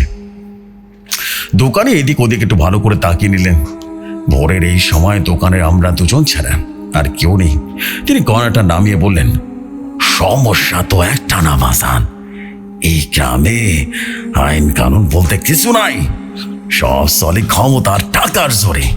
বিশেষ করে চেয়ারম্যানের পোলা তগো সাঙ্গ পাঙ্গ যা শুরু করছে না, গ্রামের মাইয়া বউ শান্তিতে রাস্তায় বাইরেতে পারে না। আমি আমার চায়ের কাপটা একটু নামিয়ে রেখে বললাম, চেয়ারম্যানের ছেলে, তার নাম কি কাকা? রিয়াদ নাকি? রিয়াদ? এই নামটা শোনার সাথে সাথে দোকানির হাত থেকে চায়ের চামচটা রীতিমতো ফসকে নিচে পড়ে গেল। তার চোখ দুটো বড় বড় হয়ে গেল। তিনি চরম আতঙ্কের সাথে আমার দিকে তাকালেন। আপনি রিয়াদের নাম কেমনে জানেন? আপনি কি ওর কোনো লোক নাকি? মাফ করবেন না বাজান, আমি গরিব মানুষ। বাবা, আমার কথা কিছু মনে নিন না। দোকানের মতো থর থর করে কাঁপতে লাগলো ভয়। আমি দ্রুত তাকে আশ্বস্ত করে বললাম, আরে না কাকা, আপনি শুধু তো ভয় পাবেন না, আমি রিয়াদের কোনো লোক নই। আমি আসলে একজন সাধারণ মানুষ। তবে আমি শুনেছি যে রিয়াদ নামের একটা ছেলে নাকি এই গ্রামে খুব দাপড় নিয়ে চলে, তাই জিজ্ঞেস করলাম আর কি। লোকটা একটু ধাতস্থ হলেন, কিন্তু তার চোখে মুখে তখনও ভয়ের ছাপ স্পষ্ট। তিনি আমার খুব কাছে এসে ফিস ফিস করে বললেন, বাজান, রিয়াদ কোনো মানুষ না, ওরা একটা জ্যান্ত শয়তান। সারাদিন পোলার আর রীতিমতো 3টা সামসা সজল রফিকার জাহিদ যাইয়াবা মদের নেশায় সুর হইয়া থাকে। ওদের অত্যাচারে গ্রামের কত মাইয়ার যে জীবন নষ্ট হয়ে গেছে তার কোনো ইয়াত্তা নাই। কেউ টু শব্দ করার সাহস পায় না, কারণ ওর বাপ হইল এলাকার সবচাইতে বড় ধনী আর প্রভাবশালী লোক। পুলিশও তাকে পকেটে থাকে। আমি চুপচাপ শুনছিলাম। ফরহানের কানে জিনের বলা প্রতিটা কথা রীতিমতো অক্ষরে অক্ষরে মিলে যাচ্ছে। দোকানে একটা চাপা দীর্ঘশ্বাস ফেলে বলেন, শোনেন, গত বছর তো গ্রামের একটা বাইয়া হঠাৎ করে নিখোঁজ হয়ে গেল। মায়াটার বাপ মা দিন রাত কাইন্দা কাইন্দা অন্ধ হয়ে গেছে। সবার মনে মনে জানে যে ওই কাম রিয়াদি করছে, কিন্তু কে সাহস করে ওর নামটা কথা কইব কোন? তো যারা ওর বিরুদ্ধে গেছে তাকে আর খোঁজই পাওয়া যায়নি। আমি আমার বুকের ভেতরে জমা রাগটা রীতিমতো চেপে রাখলাম আর বললাম, কাকা, এদের কোনো বিচার নেই? হ্যাঁ, বিচার? গরিবের বিচার আল্লাহ সারা কেউ করতে পারে না বাজান। আমরা কথা বলছি ঠিক এমন সময় দোকানের বাইরের রাস্তার উপাস থেকে বিকট শব্দ করে দুটো স্পোর্টস মোটরসাইকেল এসে ব্রেক কষল। মোটরসাইকেলের বিকট শব্দে ফোরের নিস্তব্ধতা ভেঙে খান খান হয়ে গেল। বাইক দুটো থেকে 4 জন যুবক নামলো। দাদু ভাই, ওদের দেখে আমার শরীরে প্রতিটা পশম দাঁড়িয়ে গেল। সবার পরনে ব্র্যান্ডেড জ্যাকেটে চোখের রোদ না থাকলেও রঙিন সানগ্লাস, চুলগুলো উস্কো খুস্কো, ঠোঁটে জ্বলন্ত সিগারেট, আর ওদের চোখের দৃষ্টিতে এমন এক অহংকার, নোংরামি আর চরম অসভ্যতার ছাপ। আয় বুইড়া, তাড়াতাড়ি সার কাপ কড়া করে সাঁদে, আর ব্যানসন দে তো সারটা। যে ছেলেটা এই ধমকটা দিল না, সে সবার সামনে দাঁড়িয়ে আছে। তার গায়ে একটা কালো চামড়ার জ্যাকেট। তার চেহারা বেশ আকর্ষণীয় হলো তার চোখের নিচের নেশার কারণে গভীর কালো দাগ পড়ে গেছে। আমি বুঝতে পারলাম এটা সে নরপিশাচ রিয়াদ। দোকানি কাকা রিয়াদকে দেখে ভয় কুকড়ে গেলেন। দিতাসি সটন বাবু, দিতাসি। রিয়াদ আর তার 3 বন্ধু এসে চায়ের দোকানের বেঞ্চে ঠিক আমার উল্টো দিকের বেঞ্চটায় বসলো। ওরা নিজেদের মধ্যে অসভ্য ভাষায় হাসা আর গালাগালি করে কথা বলছিল। আসল আজ রাইতে কিন্তু সম্প্রেশ খেলা হইব রিয়াদ। মালটা কিন্তু সোসে মামা, তুই তো সারা একলাই মজা লুটোস। আজ কিন্তু আমরাও ভাগ পাবো রে, কয়া দিলাম। সজন নামে সে ছেলেটা নোংরাটা হাসি দিল। রিয়াদ তার সিগারেট থেকে এক মুখ ধোয়া ছেড়ে তার ছিলে সুরে বলল, আরে তোদের জন্যই তো আজ বাগান বাড়িতে পার্টির আয়োজন করেছি, বুঝস না গারে। মালটারে তো আমি বিয়ার লোক দেখা রাজ করাইছি, বুঝছস। আজ সাইতে ওরে এমন আদর করম রে রে, জিন্দিগিতে আর কোনোদিন বিয়ার মুখ নিব না রে। বুঝতে পারছস? বাকি 3 জন রীতিমতো হো হো করে পয়সাচি খাসিতে মেতে উঠলো। দাদু ভাই, ওদের এই কথাগুলো শুনে আমার মাথার রক্ত রীতিমতো টকপক করে পড়তে লাগলো। আমার ডান হাতটা স্বয়ংক্রিয়ভাবে আমার ব্যাগের ভেতরে রাখা বাবলা কাঠের লাঠির দিকে চলে যাচ্ছিল। আমার ইচ্ছে করছিল এখনই লাঠি দিয়ে ওদের মাথাটা ফাটিয়ে দিই, কিন্তু ইসমাইল জিনের সেই কথাগুলো মনে পড়ে যাচ্ছিল। আপনি আইন নিজের হাতে তুলে নেবেন না, শাস্তি দিবে ফরহান আর করিম জিন। আমি নিজেকে শান্ত রাখলাম। আমি এক দৃষ্টিতে রিয়াদের দিকে তাকিয়েছিলাম। হঠাৎ রিয়াদের চোখ পড়লো আমার উপরে। সে তার সানগ্লাসটা একটু নামিয়ে খুব তীক্ষ্ণ এবং সন্দেহজনক দৃষ্টিতে আমার দিকে তাকালো। আমার পরনের সাদা পাঞ্জাবি, মুখে দাঁড়িয়ে। এ বুড়া, এ লোকটা কে রে? তাকে কোনোদিন এই গ্রামে দেখি নাই। পুলিশের কোনো টিকটিকি নাকি? হ্যাঁ। রিয়াদ দোকানি কাকাকে ধমক দিয়ে জিজ্ঞেস করলো। দোকানি ভয় রীতিমতো তোতাতে বললো, না না না বাজান, উনি তো হুজুর মানুষ, দূর গ্রাম থেকে আত্মীয়ের খোঁজে আসছে আর কি। রিয়াদ আমার দিকে তাকিয়ে বাঁকা হাসি দিল। হুজুর মানুষ? তা হুজুর চা খাওয়া শেষ হইলে রাস্তা মাপেন। এই গ্রামে বেশি ঘোরাঘুরি করা স্বাস্থ্যের জন্য ক্ষতিকর। কথাটা বুঝছেন? বোঝেন নাই? আমি কোনো কথা বললাম না। খুব শান্ত এবং শীতল দৃষ্টিতে রিয়াদের চোখের দিকে তাকিয়ে রইলাম। আমার দৃষ্টিতে কোনো ভয় ছিল না, ছিল এক চরম মৃত্যুর পরোয়ানা। আমার দৃষ্টি দেখে রিয়াদ কেমন যেন একটা অস্বস্তি বোধ করলো। সে আর কথা না বাড়িয়ে তার বন্ধুদের দিকে ফিরে তাকাল আর বলল, আয় চল চল, চা শেষ কর, রাইতে অনেক প্রস্তুতি বাকি আছে। আজ তো পুরো রাত জাগতে হইব, কেন বুঝতে না রে? ওরা চা শেষ করে টাকা না দিয়ে বিকট শব্দে বাইক স্টার্ট দিয়ে ধুলো উড়িয়ে চলে গেল। ওরা চলে যাওয়ার পর দোকানি কাকা একটা বড় দীর্ঘশ্বাস ফেলেন আর বললেন, হ্যাঁ দেখলেন তো বাজান, তারপর দেখছেন? আল্লাহ জানে আজ রাতে আবার কোন হতভাগিনীর কপাল পড়বে। আমি আমার চায়ের কাপটা নামিয়ে রেখে কাকার হাত দুটো ধরলাম। কাকা, ওপরওয়ালা আজ এক হতভাগী মেয়ের কপাল পড়তে দেবে না। ওই শয়তানগুলোর দিন আজ শেষ। দোকানি কাকা আমার কথা শুনে হাঁ হয়ে গেল আর বলল, আপনি কি খান বাজান? আপনি কে? আমি শান্ত করায় বললাম, আমি জাকির। কাকা, আমার একটা ছোট উপকার করতে হবে। আজ সারাদিন আমি এই গ্রামে থাকতে চাই, কিন্তু বাইরে ঘুরলে ওরা সন্দেহ করবে। আপনি কি আমাকে আপনার বাড়িতে আজ দিনটা পার করার জন্য একটু আশ্রয় দিবেন? আমি আল্লাহর কসম খাচ্ছি, আমি কোনো খারাপ উদ্দেশ্যে নিয়ে এখানে আসিনি। দোকানি কাকা আমার চোখের দিকে তাকিয়ে হয়তো আমার ভেতরের সত্যটা বুঝতে পারলেন। তিনি মাথা নেড়ে বললেন, আচ্ছা বাজান, আমার তো কেউ নাই, আমি একাই তাহি ওই পেছনের দোকানের ঘরটায়, আপনি চাইলে ওখানে বিশ্রাম নিতে পারেন।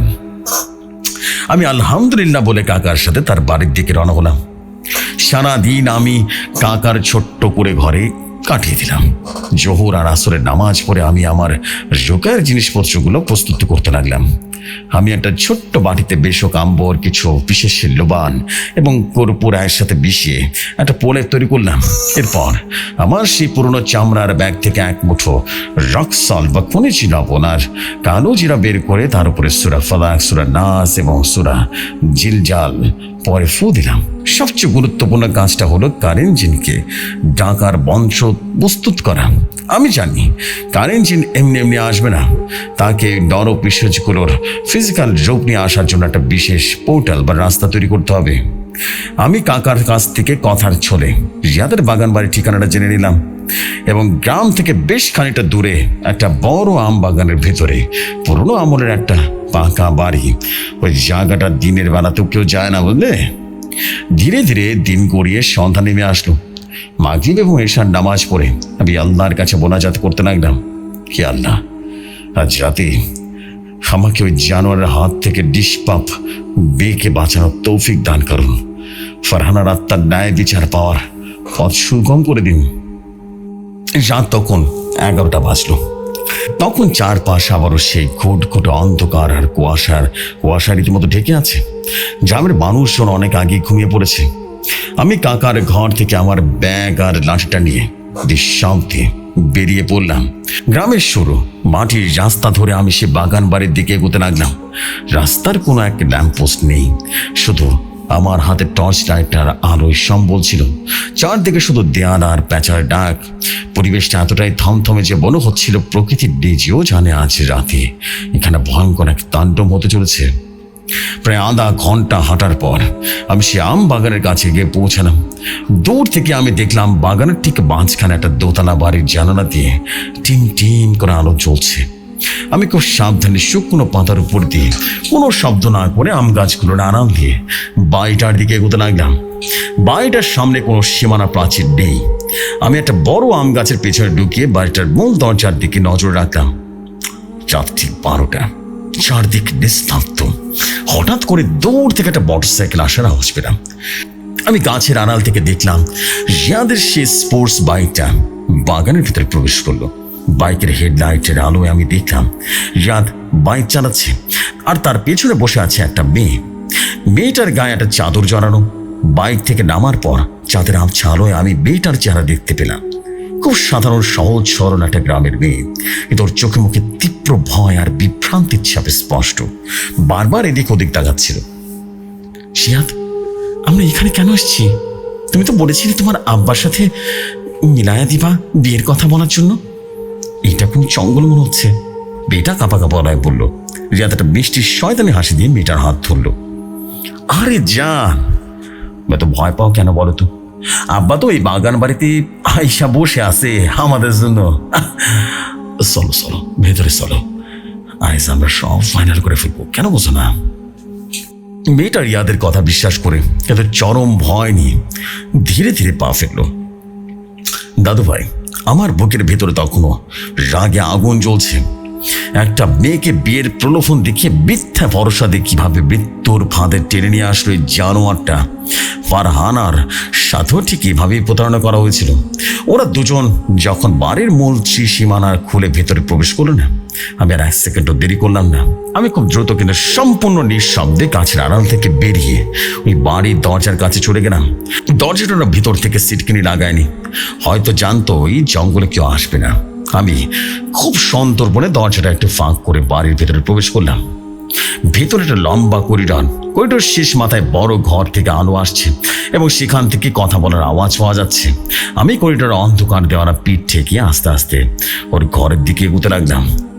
ঘরের দরজার কাছে গিয়ে দেখলাম দরজাটা অর্ধেক খোলা।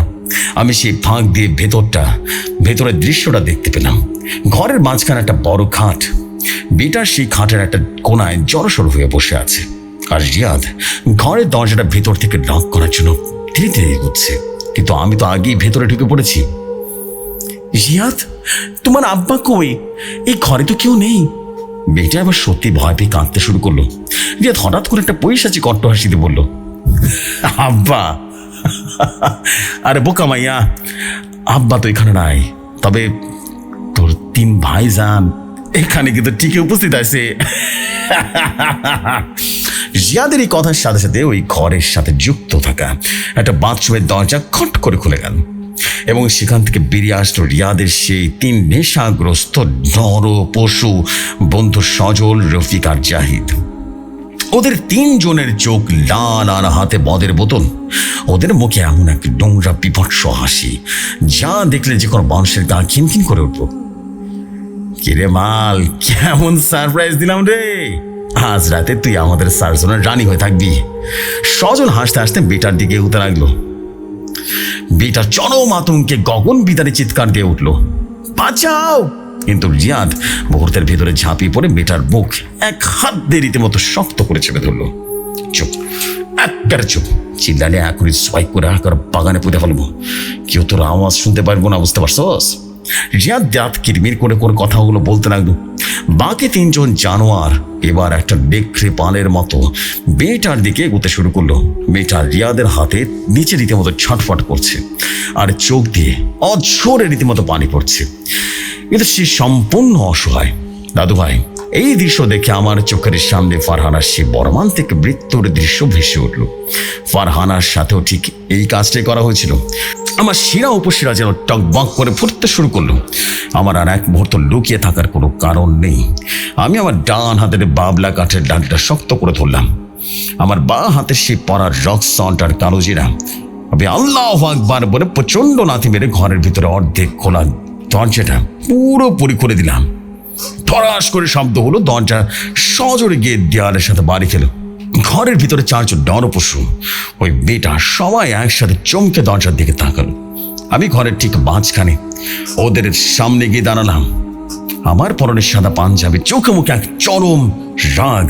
আমার ডান হাতের লাঠিটা আমি ফ্লোরে শক্ত করে ঠুকে ধরলাম। থেমে যা শয়তানের বাচ্চারা! আমি বেগের গর্জনের মতো গলায় হুঙ্কার দিয়ে উঠলাম, আজ তোদের দিন শেষ। আজ এই মেয়েকে তোরা কিছু করতে পারবি না। আজ তোদের বিচার হবেই। আমার এই হঠাৎ প্রবেশ এবং আমার হুঙ্কার শুনে ঘরের ভিতরে 4 জন মুহূর্তের জন্য স্তব্ধ হয়ে গেল। কিন্তু রিয়াদ আমাকে চিনতে পারলো। সে মেয়েটার বুক থেকে হাত সরিয়ে সোজা হয়ে দাঁড়ালো। এরপর ওরা 4 জন একে অপরের দিকে তাকিয়ে পৈশাচিক এক কট্ট হাসি দিল। আরে, এইটা তো সকালে সে চায়ের দোকানের হুজুর। খেতে বইরা, তুই এখানে কি করতেছস? তুই কি জানোস তুই কার বাগানে পা রাখছস? হ্যাঁ, তুই আমাদের আনন্দ মাটি করতে আসছস? হ্যাঁ। সজন একটা খালি মদের বোতল হাতে নিয়ে আমার দিকে এক পা এগিয়ে আসলো আর বলল, রিয়াদ, এই বইরা রে আজ এখানে জবাই কর। এই মায়াটার সাথে হুজুরের লাশ ওই বাগানের সার করে দিব, বুঝতে পারছস? ওরা 4 জন একসাথে আমাকে আক্রমণ করার জন্য চোরের 4 দিক থেকে এগোতে লাগলো। মেয়েটি তখন বিছানার চাদর জড়িয়ে থরথর করে কাঁপছে আর কাঁপছে। আমি এক বিন্দু ভয় পেলাম না। খুব শান্ত কিন্তু তীক্ষ্ণ দৃষ্টিতে ওদের দিকে তাকিয়ে আমার বাম হাতের মুঠোটা শক্ত করে ধরলাম।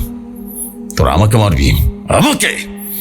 তোদের হাত যদি 1 ইঞ্চি নড়ে তবে আমি জাকির হুজুর নই।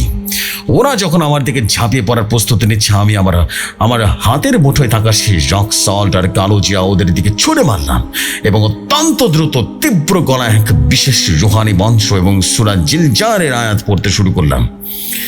দাদু ভাই, এই পরা লবণ এবং কালো জিরা ওদের শরীরে লাগার সাথে সাথে সাথে সাথে ওদের ঘরের ভেতরের অলৌকিক এবং ভয়ঙ্কর এক ঘটনা ঘটে গেল। ওরা 4 জন যে অবস্থায় ছিল ঠিক সেই অবস্থায় রীতিমতো জমে গেল মূর্তির মতো। হ্যাঁ, রিয়াদের হাত দুটো রীতিমতো শূন্য তোলা ছিল। সজনের হাতে মদের বোতল ছিল। ওরা ঠিক যেভাবে পাথরের মতো মূর্তির মতো দাঁড়িয়েছিল। চোখের মনে নড়ছে, ওরা বুঝতে পারছে কি হচ্ছে, কিন্তু ওদের গলার আওয়াজ, ওদের হাতের পায়ের পেশি সবকিছু একে নিমিশে অবশ হয়ে গেছে। কালো জাদুর প্রোটেকশন আমি ভেঙে ফেলেছি আর আমার রুহানি শক্তি দিয়ে ওদের নার্ভাস সিস্টেমকে পুরোপুরি লক করে দিয়েছি। আমি ওদের চোখের দৃষ্টি এবার সেই অহংকারের বদলে চরম হিমশীতল আতঙ্ক দেখতে পেলাম। ওরা বুঝতে পারছে না ওদের সাথে কি হচ্ছে, যে একজন সাধারণ হুজুর কিভাবে এত কোনো অস্ত্র ছাড়াই ওদের 4 জনকে 1 সেকেন্ডের মধ্যে অবশ করে দিল। আমি আমার হাতের লাঠিটা ফ্লোরে ঠুকে ওদের দিকে এক পা এগিয়ে গেলাম আর বললাম, তোরা ভেবেছিলিস তোদের এই পাপের কোনো বিচার হবে না? তোরা ভেবেছিলিস ফারহানাকে পুড়ে ছাই করে দিলে ওর অস্তিত্ব শেষ হয়ে যাবে, তাই না? ফারহানার নামটা শোনার সাথে সাথে রিয়াদের চোখে এক ভয়ঙ্কর আতঙ্ক রীতিমতো ফুটে উঠল। আমি আমার লাঠিটা ঘরের মাঝখানে রেখে দিলাম আর বললাম, আজ আমি তোদের শাস্তি দেব না। আজ তোদের শাস্তি দেবে সে যার রক্তে তোদের হাত রাঙানো ছিল। আমি ঘরের মাঝখানে দাঁড়িয়ে চোখ বন্ধ করে 2 হাত শূন্যে তুললাম। আমি ফারহানার কারিন জিনকে হাজির করার সেই চরম এবং বিভৎস রুকিয়া শুরু করলাম। ইয়া কারিন, ইয়া রাহুল মজলুম, হাজির হও। তোমার শিকার তোমার সামনে হাজির হও। তুমি তোমার প্রতিশোধের দরজা আমি খুলে দিয়েছি। দাদু ভাই, আমার এই মঞ্চ পড়ার সাথে সাথে বাগান বাড়ির পুরো দোতলাটা প্রচন্ড ভূমিকম্পের মতো থরথর করে কাঁপতে লাগলো। ঘরের ভেতরের লাইটটা বিকট শব্দে ফেটে গেল। চারদিকে ঘুটে ঘুটে অন্ধকার, শুধু জানালার ফাঁকে দিয়ে আসা চাঁদের ম্লান আলোয় ঘরের ভেতরে আচ্ছা আলো দেখা যাচ্ছে। হঠাৎ করে ঘরের ভেতরে হাড় কাপড়ে কিমশীতল বাতাস বইতে শুরু করলো এবং সেই বাতাসের ভেতর থেকে ঘরের ঠিক মাঝখানে ফ্লোর ফুরে এক কালো ধোঁয়া উপরের দিকে উঠতে লাগলো। ধোঁয়া আলোটা ধীরে ধীরে একটা অবয়বের রূপ ধারণ করলো। আমি পিছিয়ে গেলাম। সেই 4 জন অবশ হয়ে থাকা জানোয়ারের চোখের সামনে চাঁদের আলোয় স্পষ্ট হয়ে উঠলো একটা ভয়ঙ্কর পৈশাচিক রূপ, ফারহানার কারিন জিন। কিন্তু আজ কোনো সাধারণ রূপ নিয়ে সে আসেনি। এক রক্ত পিপাসু ঘোর বা পিশাচের রূপ ধারণ করে এসেছে। তার চোখ দুটো জ্বলন্ত কয়লার মতো লাল, আর তার হাতের ডোকগুলো ছুরির মতো লম্বা, আর তার বুকের সে পৈশাচিক হাসিটা নিস্তব্ধতাকে ছিঁড়ে খান খান করে দিচ্ছিল। সে বলে উঠল, আমি এসে গেছি। আমার রক্ত চাই, প্রতিশোধ চাই, খাবার মাংস চাই।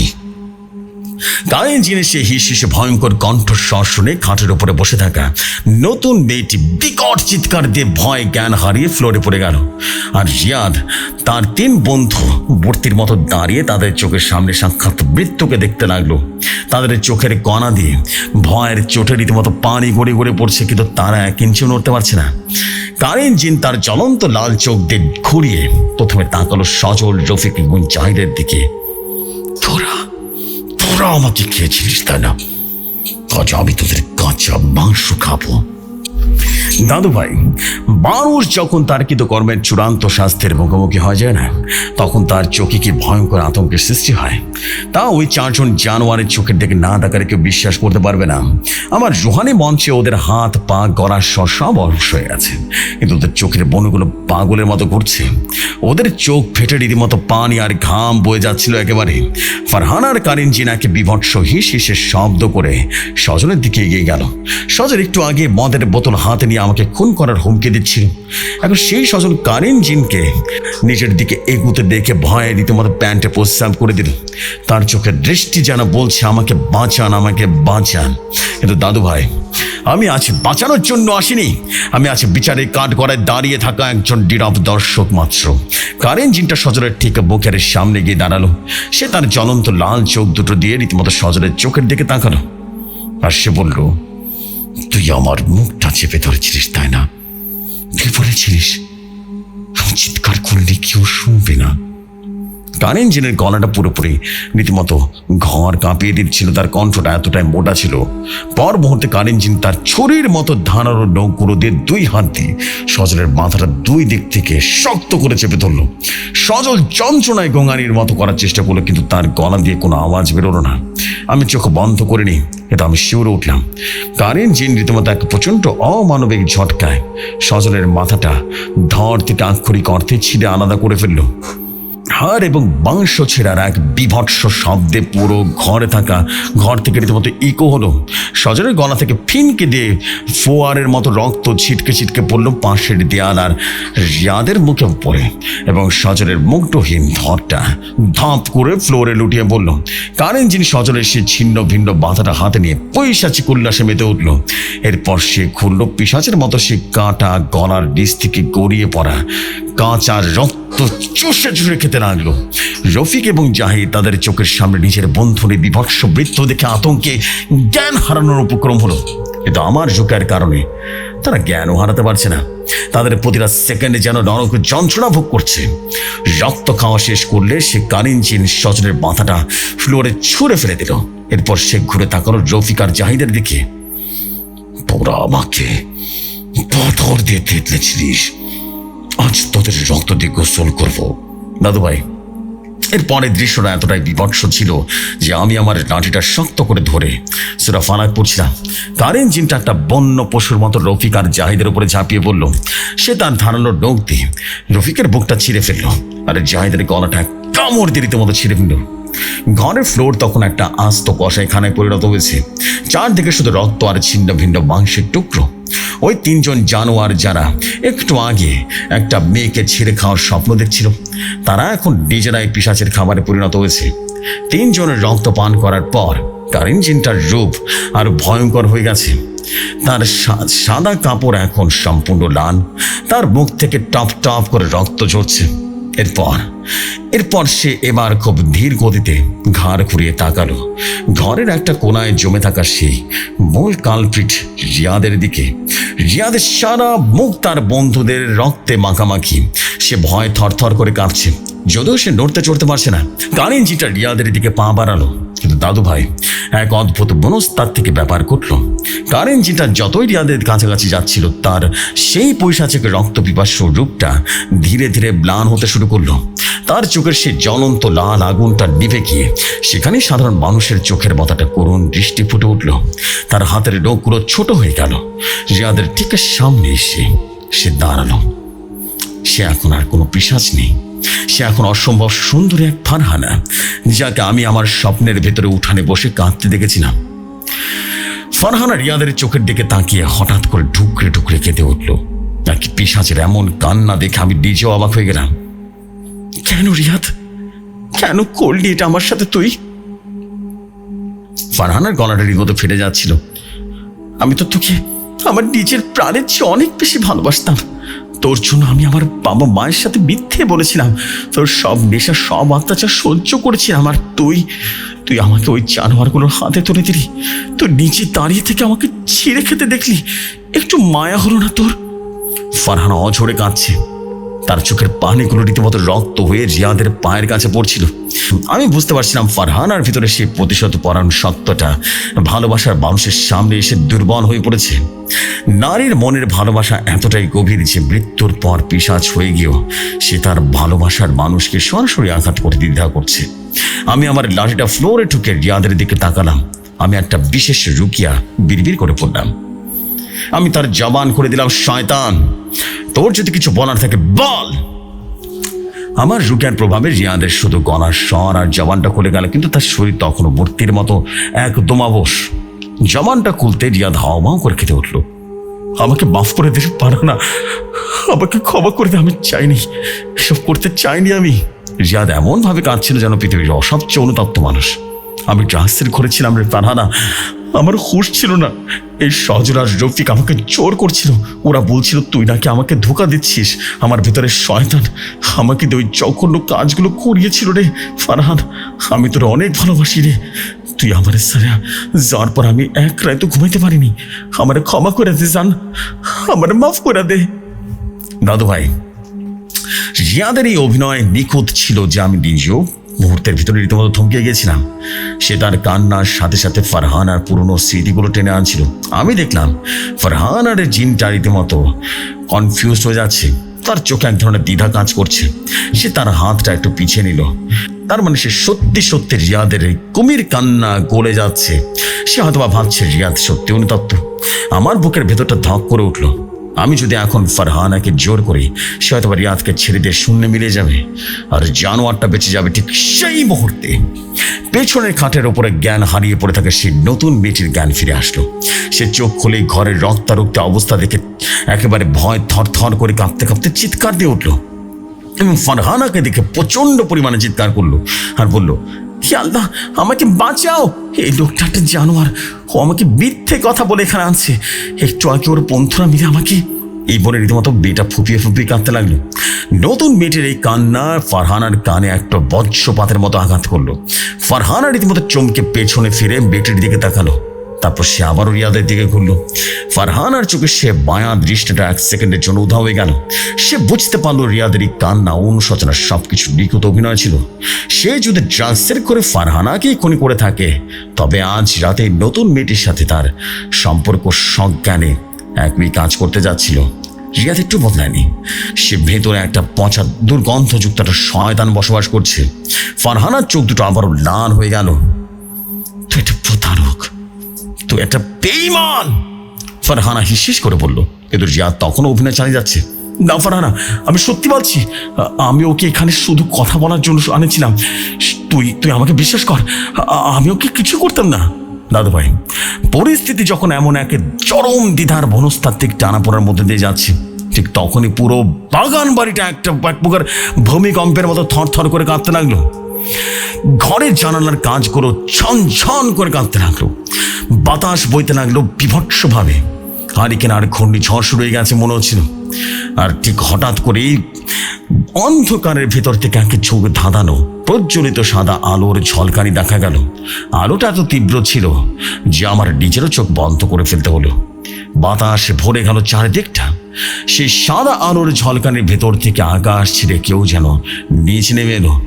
আলোটা একেবারে স্থিমিত হতে আমি দেখলাম ঘরের ঠিক মাঝখানে ফারহানা এবং রিয়াদের ঠিক পাশে দাঁড়িয়ে আছে এক বিশাল দেহি ডোরানি এবং প্রজ্বলিত অবয়ব।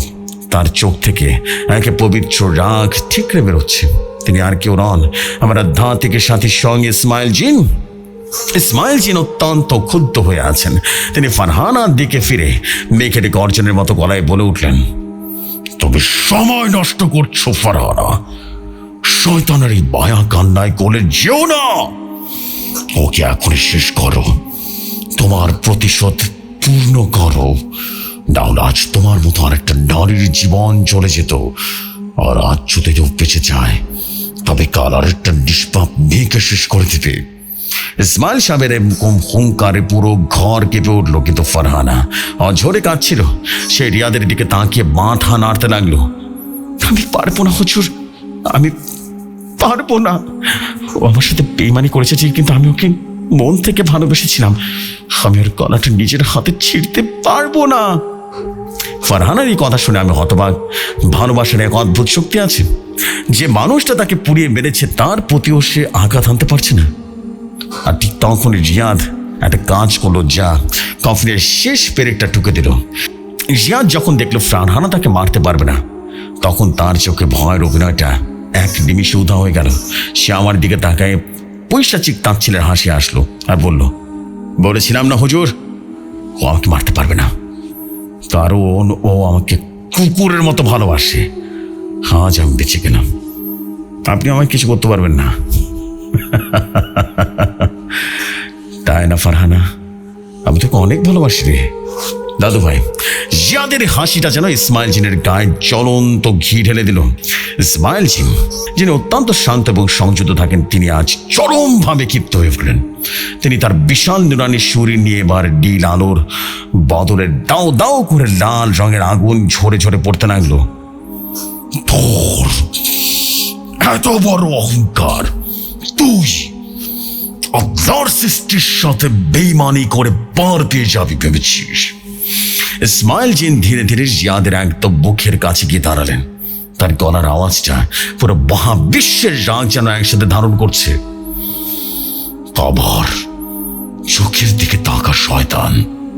ইসমাইল জিন হুঙ্কার দিলেন। জিয়াদ সে তাচ্ছিলের হাসিটা মুখে নিয়ে ইসমাইল জিনের প্রজ্বলিত আগুনের চোখের দিকে তাকালো। দাদু ভাই, ঠিক ওই মুহূর্তে চোখের পলক পড়ার মতো একটা মুহূর্ত ছিল। জিয়াদের মুখে সে তাচ্ছিলের হাসিটা যেন এক সেকেন্ডের ভগ্নাংশে জমে বরফ হয়ে গেল। ইসমাইল সাহেবের চোখে কোনো সাধারণ চোখ ছিল না।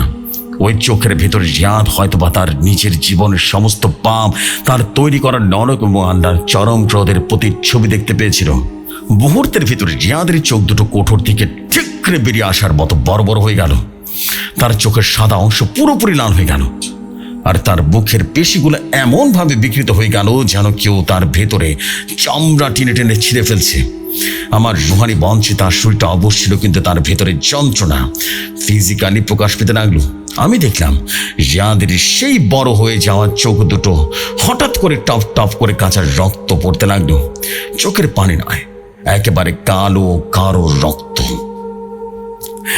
রিয়াদের মুখ দিয়ে কোনো শব্দ বেরোচ্ছিল না, কিন্তু তার চোয়ালের যন্ত্রণায় খটখট করে কাঁপছিল। চোখ দিয়ে রক্ত পড়ার কয়েক সেকেন্ডের মধ্যে তার ডাক দিয়ে ফিনকে দিয়ে রক্ত বেরোচ্ছিল। রক্তের তোরে তার সারা শরীরটা বহরতে লাল হয়ে গেল। আমি এক পা পিছিয়ে গেলাম। ফারহানার কারিন জিনটাও একটু দূরে সরে দাঁড়িয়ে একে দৃশ্যটা দেখতে লাগলো। রিয়াদ হাঁসফাঁস করতে লাগলো। তার বুকটা এবার বিশাল হাঁ হয়ে গেল এবং সে হাঁ করা দিয়ে রীতিমতো কল কল করে জমাট বাঁধা রক্ত আর বমির মতো কিছু একটা কালো কিছু বেরিয়ে রীতিমতো ফ্লোরে পড়তে লাগলো। কিন্তু দাদু ভাই, সবচেয়ে বিভৎস অংশটা তখনও বাকি ছিল। ইসমাইল জিনের শরীর থেকে বের হওয়া আগুনের উত্তাপ রিয়াদের শরীরের ভেতরে, তার মস্তিষ্কের ভেতরে প্রবেশ করতে লাগলো। হঠাৎ করে রিয়াদের দুই কান দিয়ে হিস করে শব্দ হলো, আর আমি আমার নিজের চোখে বিশ্বাস করতে পারছিলাম না দাদু ভাই। আমি দেখলাম রিয়াদের দুই কান দিয়ে রক্তের সাথে বিষে বগজ গলে গলে বেরিয়ে যাচ্ছে। হ্যাঁ দাদু ভাই, তার মস্তিষ্কের ভেতরে টিস্যুগুলো সেই রোহানি আগুনে গলে ঠিক থেকে হলুদাম আর লাল তরলের মতো কান দিয়ে গড়িয়ে গড়িয়ে ফ্লোরে পড়ছিল। রিয়াদের শরীরটা এবার প্রচণ্ডটা ঝাঁকুনি খেলো। তার ফর্সা চামড়াটা চোখের পলকে পুরো অঙ্গারের মতো কুচকুচে কালো হয়ে যেতে লাগলো। মনে হলো তাকে জ্বলন্ত চুল্লির ভেতরে এই মাত্র বের করে আনা হয়েছে। তার মুখটা চরম বিভৎস যন্ত্রণায় বিকৃত হয়ে গেল। চোখ দুটো কালো গর্তের মতো হয়ে গেল এবং পর মুহূর্তে ধরাস রিয়াদের সেই কুচকুচে কালো নিথর দেহটা একটা পোড়া কাঠের মতো সজোরে ফ্লোরে লুটিয়ে পড়ল। তার মৃত্যু হয়েছে। এক চরম বিভৎস অকল্পনীয় যন্ত্রণার ভিতর দিয়ে তার পাপের সমাপ্তি ঘটল। পুরো ঘরটা একটা ভয়ঙ্কর নিস্তব্ধতায় ভরে গেল। ফ্লোরে রিয়াদের কালো লাশ পড়ে আছে, আর তার চারপাশ দিয়ে রক্ত আর গলে যাওয়া মগজের দুর্গন্ধ তরল ছড়িয়ে পড়ছে। ইসমাইল জিন তার চোখ থেকে দৃষ্টি সরিয়ে নিলেন। তার শরীরে সেই লাল আগুনের আভাটা ধীরে ধীরে শান্ত হয়ে আবার সেই চিরচেনা প্রশান্ত নীল আলোয় পরিণত হলো। তিনি রিয়াদের এই বিকৃত লাশের দিকে অত্যন্ত ঘৃণার দৃষ্টিতে তাকিয়ে একটা দীর্ঘশ্বাস করলেন। এই ধরনের কীট এই পৃথিবীতে বেঁচে থাকার কোনো অধিকার নেই। ইসমাইল সাহেবের গলাটা তখনও মেঘের গর্জনের মতো শোনাচ্ছিল। যে মানুষ নিজের কামনার জন্য জানোয়ার জীবন নিচে নেমে যেতে পারে, তাকে দুনিয়া থেকে মুছে ফেলায় প্রকৃতির নিয়ম। আমি এতক্ষণ রীতিমতো পাথরের মতো দাঁড়িয়েছিলাম। ইসমাইল সাহেবের কথাগুলো শুনে রীতিমতো ঘোর কাটল। আমি ফারহানার কারিনজিটার দিকে তাকালাম। ফারহানা ফ্লোরে পড়ে থাকা রিয়াদের লাশের দিকে তাকিয়েছিল। তার চোখে সেই পৈশাচিক লাল আভার নেই। প্রতিশোধ পূর্ণ হয়েছে। রিয়াদকে তার নিজে হাতে মারতে হয়নি ঠিকই, কিন্তু রিয়াদের এই পরিণতি দেখে সে অতৃপ্ত আত্মা অবশেষে শান্ত হলো। সে আমার দিকে তাকালো। তার চোখে এক অদ্ভুত কৃতজ্ঞতার ছাপ। সে কোনো কথা বলে শুধু মাথা নুইয়ে সম্মান জানালো এবং ধীরে ধীরে বাতাসে ধোঁয়ার মতো করে মিলিয়ে গেল। আলহামদুলিল্লাহ, ফারহানার আত্মা অবশেষে মুক্তি পেল। হুজুর, ইসমাইল জিনের ডাকে আমার রীতিমতো ঘোর কাটল। সময় নষ্ট করার মতো এক মুহূর্ত সময় আমাদের হাতে নেই। ইসমাইল সাহেব তাগিদ দিলেন, এই ঘরের ভিতরে 4টে লাশ পড়ে আছে, আর মেয়েটা নরকীয় তাণ্ডবের একমাত্র জীবিত সাক্ষী।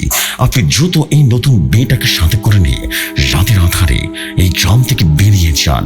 কাল সকালে যখন গ্রামের মানুষ এই লাশগুলো দেখবে, তখন এই গ্রামে বিশাল হুলস্থুল পড়ে যাবে। আপনারা এখানে থাকাটা একেবারেই নিরাপদ নয়। আমি বুঝতে পারলাম ইসমাইল সাহেব ঠিকই বলেছেন। আমি দ্রুত খাটের দিকে এগোলাম। নতুন মেয়েটি খাটের একটা কোনায় চাদর দিয়ে রীতিমতো থরথর করে কাঁপছিল। সে এই মাত্র তার চোখের সামনে যা করতে দেখলো তা কোনো সুস্থ স্বাভাবিক মানুষ কোনোভাবেই দেখতে পারবে না। সে কথা বলার মতো অবস্থাতে নেই। আমি নরম গলায় বললাম, মা ভয় পেও না, আমি জাকির হুজুর, আমি তোকে বাঁচাতে এসেছি। এই জানোয়ারগুলোকে মারা হয়েছে, ওরা আর কোনো দিন তোমার কোনো ক্ষতি করতে পারবে না। এখন আমাদের এখান থেকে পালাতে হবে। তুমি কি একটু হাঁটতে পারবে? মেয়েটা শুধু ঘাড় ঘুরিয়ে রীতিমতো সম্মতি জানালো। চোখ দিয়ে রীতিমতো অনবরত পানি পড়ছে। আমি আমার ব্যাগ আর লাঠিটা তুলে নিলাম।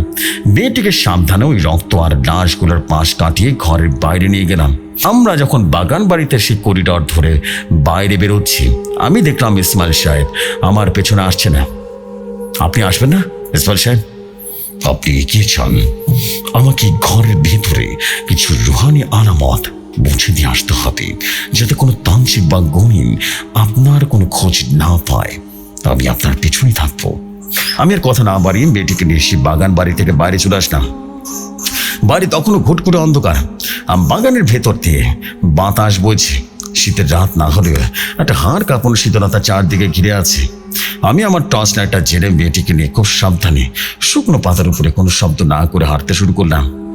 আমাদের দ্রুত ওই গ্রাম পার হয়ে যাওয়াটাই পৌঁছাতে হবে, যেখানে যেখানে কোনো বাস বা ট্রাকে করে ঝিনাইদহের দিকে রওনা দিতে হবে। রাস্তাটা খুব ভয়ের ছিল দাদু ভাই। একেই তো অচেনা গ্রাম, তার উপরে সাথে এক ভীত সন্তুষ্ট মেয়েটি আমার পাঞ্জাবিটা হাতে শক্ত করে ধরেছিল। প্রতিটি গাছের পাতা নাড়ার শব্দে সে রীতিমতো চমকে উঠছিল। হুজুর, ওরা কি সত্যি মরে গেছে? পুলিশ যদি আমাকে ধরে? বেটি ফিসফিস করে বলছিল। আমি হাঁটতে হাঁটতে বললাম, পুলিশ আমাদের কেন ধরবে মা? আমরা তো কোনো অন্যায় করিনি। আর ওই ঘরে যা হয়েছে তা কোনো মানুষ করেনি। কোনো পুলিশ বা ফরেন্সিক ডাক্তার প্রমাণ করতে পারবে না যে ওটা কোনো মানুষ মরেছে। সবাই ভাবে ওটাকে জানোয়ার মেরেছে। তুমি শুধু আল্লাহর শুকর আদায় করো যে আজ রাতে তুমি বেঁচে গেছো ওই জানোয়ারের হাত থেকে। প্রায় 1 ঘন্টা টানা হাঁটার পর সেই গ্রাম থেকে পার হয়ে মূল হাইওয়েতে এসে পৌঁছালাম। রাস্তায় কোনো গাড়ি নেই, চারদিকে নিস্তব্ধতা। শুধু মাঝে মাঝে দূর থেকে শিয়ালের ডাক শোনা যাচ্ছে। আমরা এক বাস স্টপের ভাঙা যাত্রীর ছাউনির নিচে গিয়ে দাঁড়ালাম। আমার শরীরটা তখন চরম ক্লান্তিতে ভেঙে আসছিল। সারা দিনের ধকল, তার উপর আবার রাত এত বড় রুহানি যুদ্ধ। আমি মেয়েটাকে বেঞ্চেতে বসিয়ে বললাম, মা, তোমাদের বাড়িটা কোথায়? আমার বাড়ি পাশের জেলার এক গ্রামে হুজুর। রিয়াদ আমাকে বলেছিল আজ ওর আব্বার সাথে আমাকে পরিচয় করে দিবে। মেয়েটি রীতিমতো ফুপিয়ে ফুপিয়ে কেঁদে উঠল। আমি একটা দীর্ঘশ্বাস ফেলে বললাম, আল্লাহ তোমাকে নতুন জীবন দিয়েছেন মা। এই ঘটনা থেকে শিক্ষা নিও, কখনো কোনো মানুষকে অন্ধের মতো বিশ্বাস করতে নেই। কিছুক্ষণ পরে দূর একটা হেডলাইটের আলো দেখতে পেলাম। একটা দূর পাল্লার নাইট কোচ আসছে। আমি রাস্তায় দাঁড়িয়ে হাত দেখালাম। ভাগ্য ভালো ছিল, বাসটা থামলো। আমি মেয়েটাকে নিয়ে বাসে উঠে পড়লাম। বাসের যাত্রীর সংখ্যা বেশ কমই ছিল, অনেকেই ঘুমাচ্ছে। আমরা পেছনের দিকে দুটো সিটে গিয়ে বসলাম। বাস ধীরে ধীরে চলতে শুরু করলো। আমি জানালার বাইরে তাকালাম। ওই অভিশপ্ত গ্রামটা অন্ধকার ধীরে ধীরে পেছনের দিকে বেরিয়ে যাচ্ছে। ওই গ্রামে আমি আর কোনো দিন ফিরে আসবো না। তবে কাল সকালে ওই বাগান বাড়িতে যখন রিয়াদ আর তার বন্ধুদের বিভৎস লাশগুলো পাওয়া যাবে, তখন ওই গ্রামের অহংকারী চেয়ারম্যানের যে কি অবস্থা হবে তা ভেবে আমার একটা অদ্ভুত স্বস্তি হলো। মেয়েটি বাসের সিটে হেলান দিয়ে ক্লান্তিতে ঘুমিয়ে পড়েছে। আমি চোখ বন্ধ করে আল্লাহর দরবারে শুকরিয়া আদায় করলাম। আলহামদুলিল্লাহ, হে আল্লাহ, আপনি আমাকে ওসিলা বানিয়ে এক নিষ্পাপ মেয়ের জীবন বাঁচানোর জন্য পাঠিয়েছিলেন। একটা বিচারের সুযোগ করে দিয়েছেন। আমি জানি না আমি কখন ঘুমিয়ে পড়েছিলাম। দাদু ভাই, রাতের অন্ধকার যতই গভীর হোক না কেন, ভোরের আলো এক সময় ফুটবে। বাসের সিটে হেলান দিয়ে আমি যখন ঘুম ভাঙলো না, তখন বাসের জানালার কাঁচ ভেদ করে সকালের মিষ্টি রোদ আমার মুখের ওপর এসে পড়েছে। আমি চোখ মেলে তাকালাম, দেখলাম আমার পাশে বসে সেই মেয়েটা তখনও ঘুমাচ্ছে। তার চোখে মুখে চরম ক্লান্তির ছাপ। কাল রাতে মেয়েটা যে বিভীষিকার মধ্যে দিয়ে গেছে, তা থেকে স্বাভাবিক জীবনে ফিরতে তার অনেক সময় লাগবে। বাসটা একটা শহরের বাস স্ট্যান্ডে এসে থামলো। বাসের হেল্পারের ডাকে মেয়েটার ঘুম ভাঙলো। সে ফ্যাল ফ্যাল করে চারদিকে তাকিয়ে রইল। আমরা কোথায় হুজুর? মেয়েটা ভর্ত করা জিজ্ঞেস করলো। আমরা নিরাপদ জায়গায় চলে এসেছি মা। ওই অভিশপ্ত গ্রাম আমরা অনেক পেছনে ফেলে এসেছি। আমি তাকে আশ্বস্ত করলাম। আমরা বাস থেকে নিচে নামলাম। আমি মেয়েটাকে নিয়ে হোটেলে গিয়ে সকালের নাস্তা করলাম। এরপর আমি তাকে জিজ্ঞেস করলাম, মা, তোমার বাড়ির সঠিক ঠিকানা আমাকে বলো তো। আমি তোমাকে বাসে তুলে দিচ্ছি, তুমি একা যেতে পারবে তো, নাকি আমি তোমার সাথে যাব? মেয়েটা কেঁদে উঠলো আর বলল, আমি যেতে পারবো হুজুর। এখান থেকে আমাদের গ্রাম বেশি দূরে নয়। এ তো হুজুর, আমার বাবা মাকে কি বলবো? আমি যদি তাদেরকে না জানি ওই জানোয়ারটার সাথে। আমি একটা দীর্ঘশ্বাস ফেলে বললাম, মা বাবার চেয়ে বড় আপন এই পৃথিবীতে কেউ নেই। তুমি তাদের কাছে গিয়ে সমস্ত সত্যি কথাটা বলবে। হয়তোবা তারা প্রথমে একটু রাগ করবে, কিন্তু তারা তোমাকে বুকে টেনে নেবে। আর একটা কথা সবসময় মনে রেখো, অচেনা কোনো মানুষের বৃষ্টি কথায় ভুলে কখনো নিজের সম্মান আর জীবনকে বিপন্ন করবে না। এই পৃথিবীটা যতটা সুন্দর মনে হয়, এর ভেতরে লুকিয়ে থাকা মানুষের রূপগুলো তার চেয়ে বেশি ভয়ঙ্কর। আল্লাহ তোমাকে নতুন জীবন দিয়েছেন, এই জীবনটাকে সুন্দর করে গুছিয়ে নিও। মেয়েটি আমার পা ছুঁয়ে সালাম করতে গেল। আমি থামিয়ে বললাম, সালাম পায় না মা, সালাম মুখে দিতে হয়। যাও, সাবধানে বাড়ি ফিরে যাও। আর আমাকে বা কাল রাতের কোনো ঘটনা কাউকে বলার দরকার নেই, ঠিক আছে? এটা একটা দুঃস্বপ্ন ভেবে ভুলে যাও, কেমন? আমি তাকে একটা লোকাল বাসে তুলে দিলাম। সে তার বাড়ির দিকে রওনা হয়ে গেল। মেয়েটি বিদায় দিয়ে আমার নিজের শহর ঝিনাইদহের দিকে রওনা দিলাম। দুপুরের দিকে আমি আমার চিরচেনা হজরখানায় এসে পৌঁছলাম। নিজের নিরাপদ আশ্রয়ে ফিরে এসে স্বস্তির নিঃশ্বাস ফেললাম। কিন্তু দাদু ভাই, আমার মনটা তখন পড়েছিল। আমি জানতে চাইছিলাম আজ সকালে বাগান বাড়িতে আমার কি হয়েছে। ঠিক 2 দিন পরের কথা। আমি সকালবেলা চায়ের দোকানে বসে খবরের কাগজ পড়ছিলাম। হঠাৎ কাগজের ভিতরে পাতার একটা সংবাদের দিকে আমার চোখ আটকে গেল। খবরের শিরোনাম ছিল, বাগান বাড়িতে 4 যুবকের রহস্যময় বিভৎস মৃত্যু, পুলিশি তদন্ত।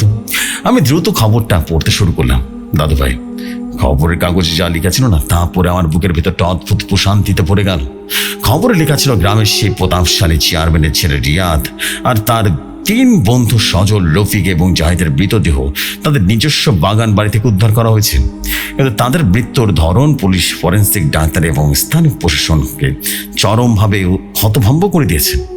রিপোর্টে বলা হয়েছে 3 জন সজল, রফিক এবং জাহিদ শরীর এমনভাবে ছিন্ন ভিন্ন করা হয়েছে যেন কোনো হিংস্র বন্য পশু তাদেরকে ছিঁড়ে খেয়েছে।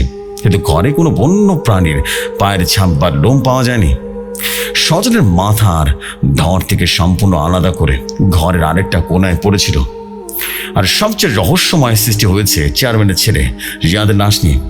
ময়না তদন্তকারী ডাক্তাররা জানিয়েছে রিয়াদের শরীরে কোনো আঘাত নেই, কিন্তু তার পুরো শরীর আগুনে পড়ে গেছে এরকম মনে হচ্ছে।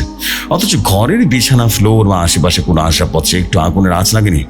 শুধু রিয়াদের শরীরে একটা নির্দিষ্ট জায়গা পুরো কয়লা হয়ে গেছে। আর ভয়ঙ্কর তথ্য হলো, রিয়াদের কানের ভিতরে তার মস্তিষ্কের অংশ গলে বাইরে বেরিয়ে আসছে, যা চিকিৎসা বিজ্ঞানের ভাষায় সম্পূর্ণ বিরল এবং ব্যাখ্যাহীন একটা ঘটনা। দাদু ভাই, আধুনিক বিজ্ঞান এবং পুলিশ কিভাবে বুঝবে যে আগুন কোনো পেট্রোল বা গ্যাসের আগুন ছিল না? ওটা ছিল স্বয়ং ইসমাইল জিনের রুহানি ক্রোধের আগুন, যা শুধু পাপীর শরীরকে ভস্ম করে, আশেপাশের কোনো কিছুকে স্পর্শ করে না। আমি শুনলাম ওই অহংকারী চেয়ারম্যান যে তার টাকার গরমে গ্রামের মানুষকে মানুষ বলে মনে করতো না, সেই ছেলের বিভৎস লাশ দেখে স্ট্রোক করে রীতিমতো প্যারালাইজড হয়ে গেছে। তার মুখের কথা বন্ধ হয়ে গেছে। সে এখন জীবন্ত লাশ হয়ে বিছানায় পড়ে আছে। প্রকৃতির বিচার এমনই হয় দাদু ভাই। যখন পুরোনো লাঠি ঘোরান, তখন সেই লাঠির কোনো আওয়াজ হয় না, কিন্তু তার আঘাতে মানুষের অহংকার মাটির সাথে মিশে যায়। আমি ওই গ্রামের নাম আর কখনো বুকে আননি। ওই বিশুদ্ধ গ্রামে আমি কোনো দিন ফিরেও যাইনি। এভাবেই কেটে গেল আরো 5টা দিন। অর্থাৎ ঘটনার পর আরো 7 দিন পূর্ণ হলো। সেই দিন রাতে আমি তাহাজ্জুদের নামাজ পড়ে বিছানায় ঘুমাতে গেলাম। আমার মনটা একদম শান্ত ছিল। চোখ বন্ধ করার কিছুক্ষণের ভেতরেই আমি স্বপ্নের জগতে প্রবেশ করলাম। দাদু ভাই, এবারের স্বপ্নটা আগের চেয়েও 4 রাতের মতো ভয়ঙ্কর অন্ধকার গুমোট ছিল না।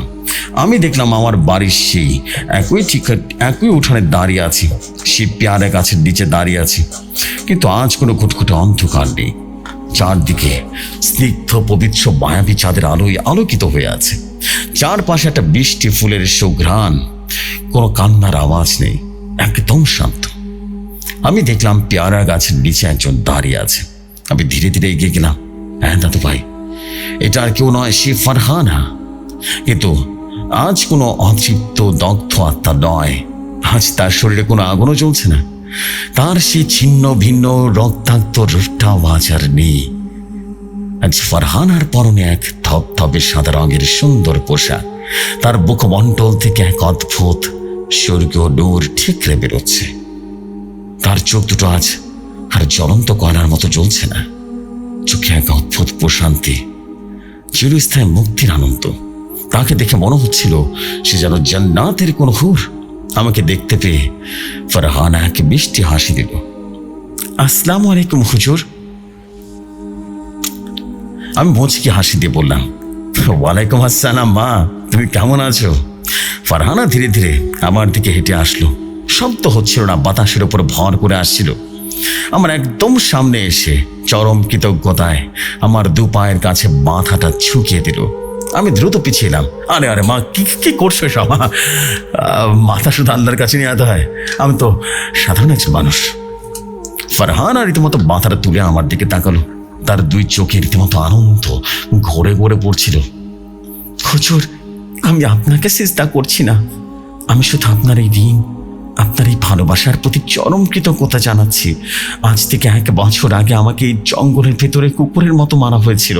লাশটা কখনো জানাজাও হয়নি, কেউ আমার কবরে এক মুঠো মাটি দেয়নি। আমি 1 বছর ধরে জানোয়ারগুলোর চারপাশে রক্তের তৃষ্ণায় ঘুরিয়ে বেরিয়েছি, কিন্তু আমি মুক্ত হতে পারিনি। আমার ওই যন্ত্রণার ভিতরে আটকা পড়েছিল। আপনি এবং ইসমাইল জিন যদি ওই রাতে বিশাল না করতেন, তবে হয়তোবা আমি কিয়ামত রাত পর্যন্ত পৃথিবীর বুকে ঘুরে বেড়াতাম। আপনারা আমাকে শুধু বিচারে এনে দেননি, আপনারা আমাকে পৃথিবীর মায়াজাল থেকে চিরমুক্তি দিয়েছেন। আমার ভিতরে সে দহন, সে আগুন আজ চিরতরে নিভে গেছে হুজুর। আমি ফারহানার মাথায় হাত রাখার মতো ভঙ্গি করে বললাম, মা, আমি তো শুধুমাত্র ওসিলা মা, বিচার করার মালিক তো আল্লাহ তাআলা। তিনি তোমার উপরে জুলুম সহ্য করেননি বলেই আমাকে আর ইসমাইল ভাইকে তোমার কাছে পাঠিয়েছিলেন। তুমি সম্পূর্ণ মুক্ত মা, তুমি এখন শান্তিতে আল্লাহর কাছে ফিরে যাও। ফারহানা এক দীর্ঘশ্বাস ফেলল, তার মুখমণ্ডল দিয়ে নূরের আলো ফুটে উঠল। আমি আজ চিরবিদায় নিতে এসেছি হুজুর। আমি এখন আমার আসল ঠিকানায় চলে যাচ্ছি, যেখানে আর কোনো কষ্ট নেই, কোনো প্রতারণা নেই। আল্লাহ আপনাকে এবং ইসমাইল জিনকে দুনিয়াতে এবং আখিরাতে উত্তম প্রতিদান দান করুন। আমার বাবা মাকে বলবেন তাদের মেয়ে এখন অনেক শান্তিতে আছে। কথাগুলো বলতে বলতে ফারহানার শরীর ধীরে ধীরে হালকা হতে শুরু করলো। তার সেই সাদা পোশাকটা বাতাসের সাথে মিশে যেতে লাগলো। সে তার ডান হাত তুলে আমাকে শেষবারের মতো সালাম জানালো, বিদায় হুজুর, চিরবিদায়। আর ঠিক সেই মুহূর্তে ফারহানার সে পবিত্র নূরের শরীরটা একটা সাদা আলোর কণা হয়ে আকাশের দিকে উঠে গেল। চাঁদের আলোয় চাঁদের রীতিমতো চিরকালের মতো মিশে গেল। আমি উঠোনে দাঁড়িয়ে আলোর দিকে নাকের দীর্ঘশ্বাস ফেললাম। আমার চোখের কোণে দুফোঁটা পানিও রীতিমতো পড়ে গেল। আলহামদুলিল্লাহ, একটা মজলুম আত্মাকে তার বিচার দিয়েছি, আর তার অভিশপ্ত জীবন থেকে মুক্তি লাভ করেছে। আমি হাসি মুখে আল্লাহু আকবার বলতে বলতে ঘুম থেকে জেগে উঠলাম। দাদু ভাই, চোখ খুলেই রীতিমতো দেখলাম হজরখানার জানালার ভোরের আলো ফুটে উঠেছে।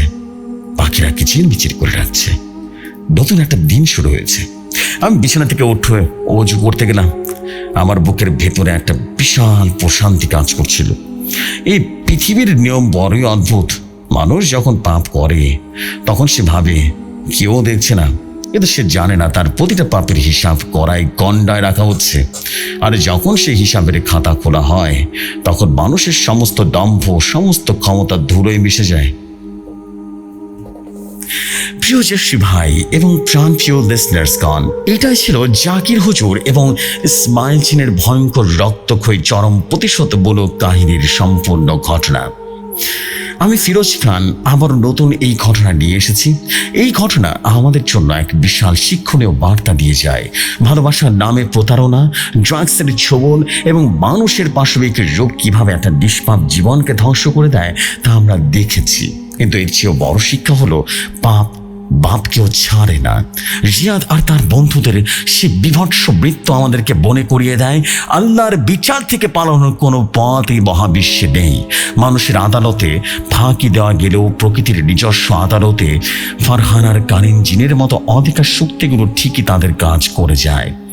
আপনারা সবাই ভাই ও বোনের মতো নিজের পরিবারের মেয়েদের সাবধানে রাখবেন। অন্ধের মতো কাউকে বিশ্বাস করতে নিষেধ করবেন। সবসময় 5 ওয়াক্ত নামাজ পড়বেন।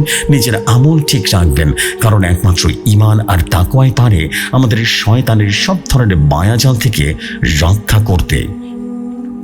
ভৌতিক দুনিয়া এবং ভৌতিক কথার পুরো টিম, জেফরি ভাই এবং আপনাদের সবাইকে অনেক অনেক দোয়া রইল।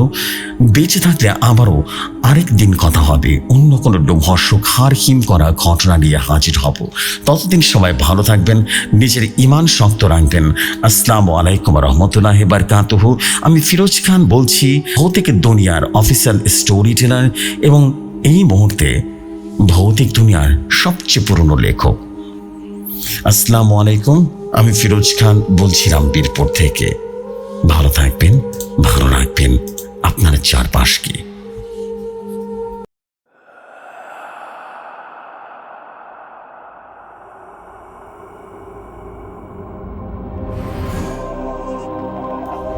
Oh my God! Wow! Just wow! What a story, man! Wow! Wow!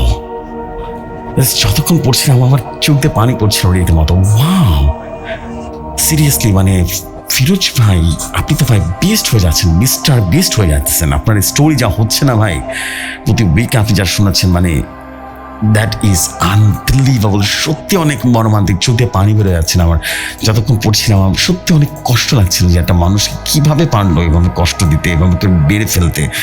উফ ম্যান, গায়ে লোম দাঁড়িয়ে যাচ্ছিল বারবার। This is unbelievable story, unbelievable man. Thank you very much for your super beautiful story.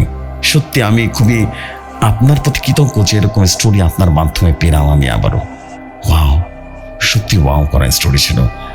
চমৎকার স্টোরির জন্য আপনাকে অনেক অনেক ধন্যবাদ জানাতে চাই প্রিয় ভাই, আমাদের ফিরোজ ভাই। ইনশাল্লাহ আপনার পরবর্তী ঘটনা ভয়ঙ্কর সুন্দর, এরকমই ভয়ঙ্কর সুন্দর হবে এটা আমি আশা করি। সো বন্ধুরা, আপনাদের কাছে কেমন লাগলো এই ঘটনাটি? অবশ্যই আপনারা আপনাদের জায়গা থেকে যতটা পারেন কমেন্ট করে আমাদের ফিরোজ ভাইকে অনুগ্রহ করে ইন্সপিরেশন দিবেন এবং আমাকে ইন্সপিরেশন দিবেন যেন আমি আপনাদের জন্য দারুণ দারুণ সব স্টোরি শেয়ার করতে পারি। আমাদের কিন্তু অলরেডি ৮৬,০০০ সাবস্ক্রাইবার হয়ে গেছে। যদি সত্যি করে বলি তাহলে বলতে হবে এই মুহূর্তে আমাদের সাবস্ক্রাইবার সংখ্যা কিন্তু, আমি আরেকবার ভালো করে দেখে আপনাদেরকে জানাচ্ছি, এই মুহূর্তে ৮৬,২০০ সাবস্ক্রাইবার চলছে এবং ৮৬,১৩৭ সাবস্ক্রাইবার চলছে এই মুহূর্তে। এবং আর মাত্র ১৩,০০০ সাবস্ক্রাইবার হলেই কিন্তু আমরা মায়াপুরীর রহস্য শুনে ফেলবো, কি বলেন? সো আপনারা কি মায়াপুরীর রহস্য শুনতে চান? চান কিনা চান না অবশ্যই কমেন্ট করে জানান। যারা যারা মায়াপুরীর রহস্য ৫ শুনতে চান তারা কমেন্ট করেন, যারা মায়াপুরীর রহস্য শুনতে চান তারা সাবস্ক্রাইব করেন, যারা মায়াপুরীর রহস্য ৫ বা সর্বশেষ পার্ট শুনতে চান তারা আমাদের এই আজকের এপিসোড লিঙ্কটা শেয়ার করে দিন প্রচুর মানুষের কাছে। যারা শোনেন না তাদেরকে শোনান, যারা হরর স্টোরি শুনতে পছন্দ করে তাদের কাছে পৌঁছে দেন এবং জানিয়ে দেন যে অসাধারণ এই ভৌতিক দুনিয়া নামে একটা চ্যানেল আছে যেখানে প্রতিদিন হরর স্টোরি শেয়ার করা হয় এবং ইউনিক ইউনিক সব দারুণ দারুণ স্টোরি শেয়ার করা হয়। সো আশা করি আপনারা আমার রিকোয়েস্টে রাখবেন। ১ লক্ষ সাবস্ক্রাইবার হতে আর মাত্র ১৩,৮০০ সাবস্ক্রাইবার দরকার। সো আপনাদের ভালোবাসা থাকলে খুব দ্রুত এটা সম্ভব। সো এই ছিল আজকের আয়োজন। আপনারা, আমরা আশা করছি আমার আবেদনটা রাখবেন, আমার এই যে ইচ্ছাটা সেটা আপনারা খুব দ্রুতই ইচ্ছাটাকে পূরণ করে দেবেন আর কি। সো এই ছিল অবস্থা, আর দেরি করবো না, আমরা এখন চলে যাচ্ছি আজকের মতো। ইনশাল্লাহ আগামীকাল কথা হবে, আগামীকাল ইনশাল্লাহ আমরা আরও একটা নতুন এপিসোড নিয়ে আসবো। ততক্ষণ সবাই ভালো থাকুন, সুস্থ থাকুন। আসসালামু আলাইকুম, শুভরাত্রি সবাইকে।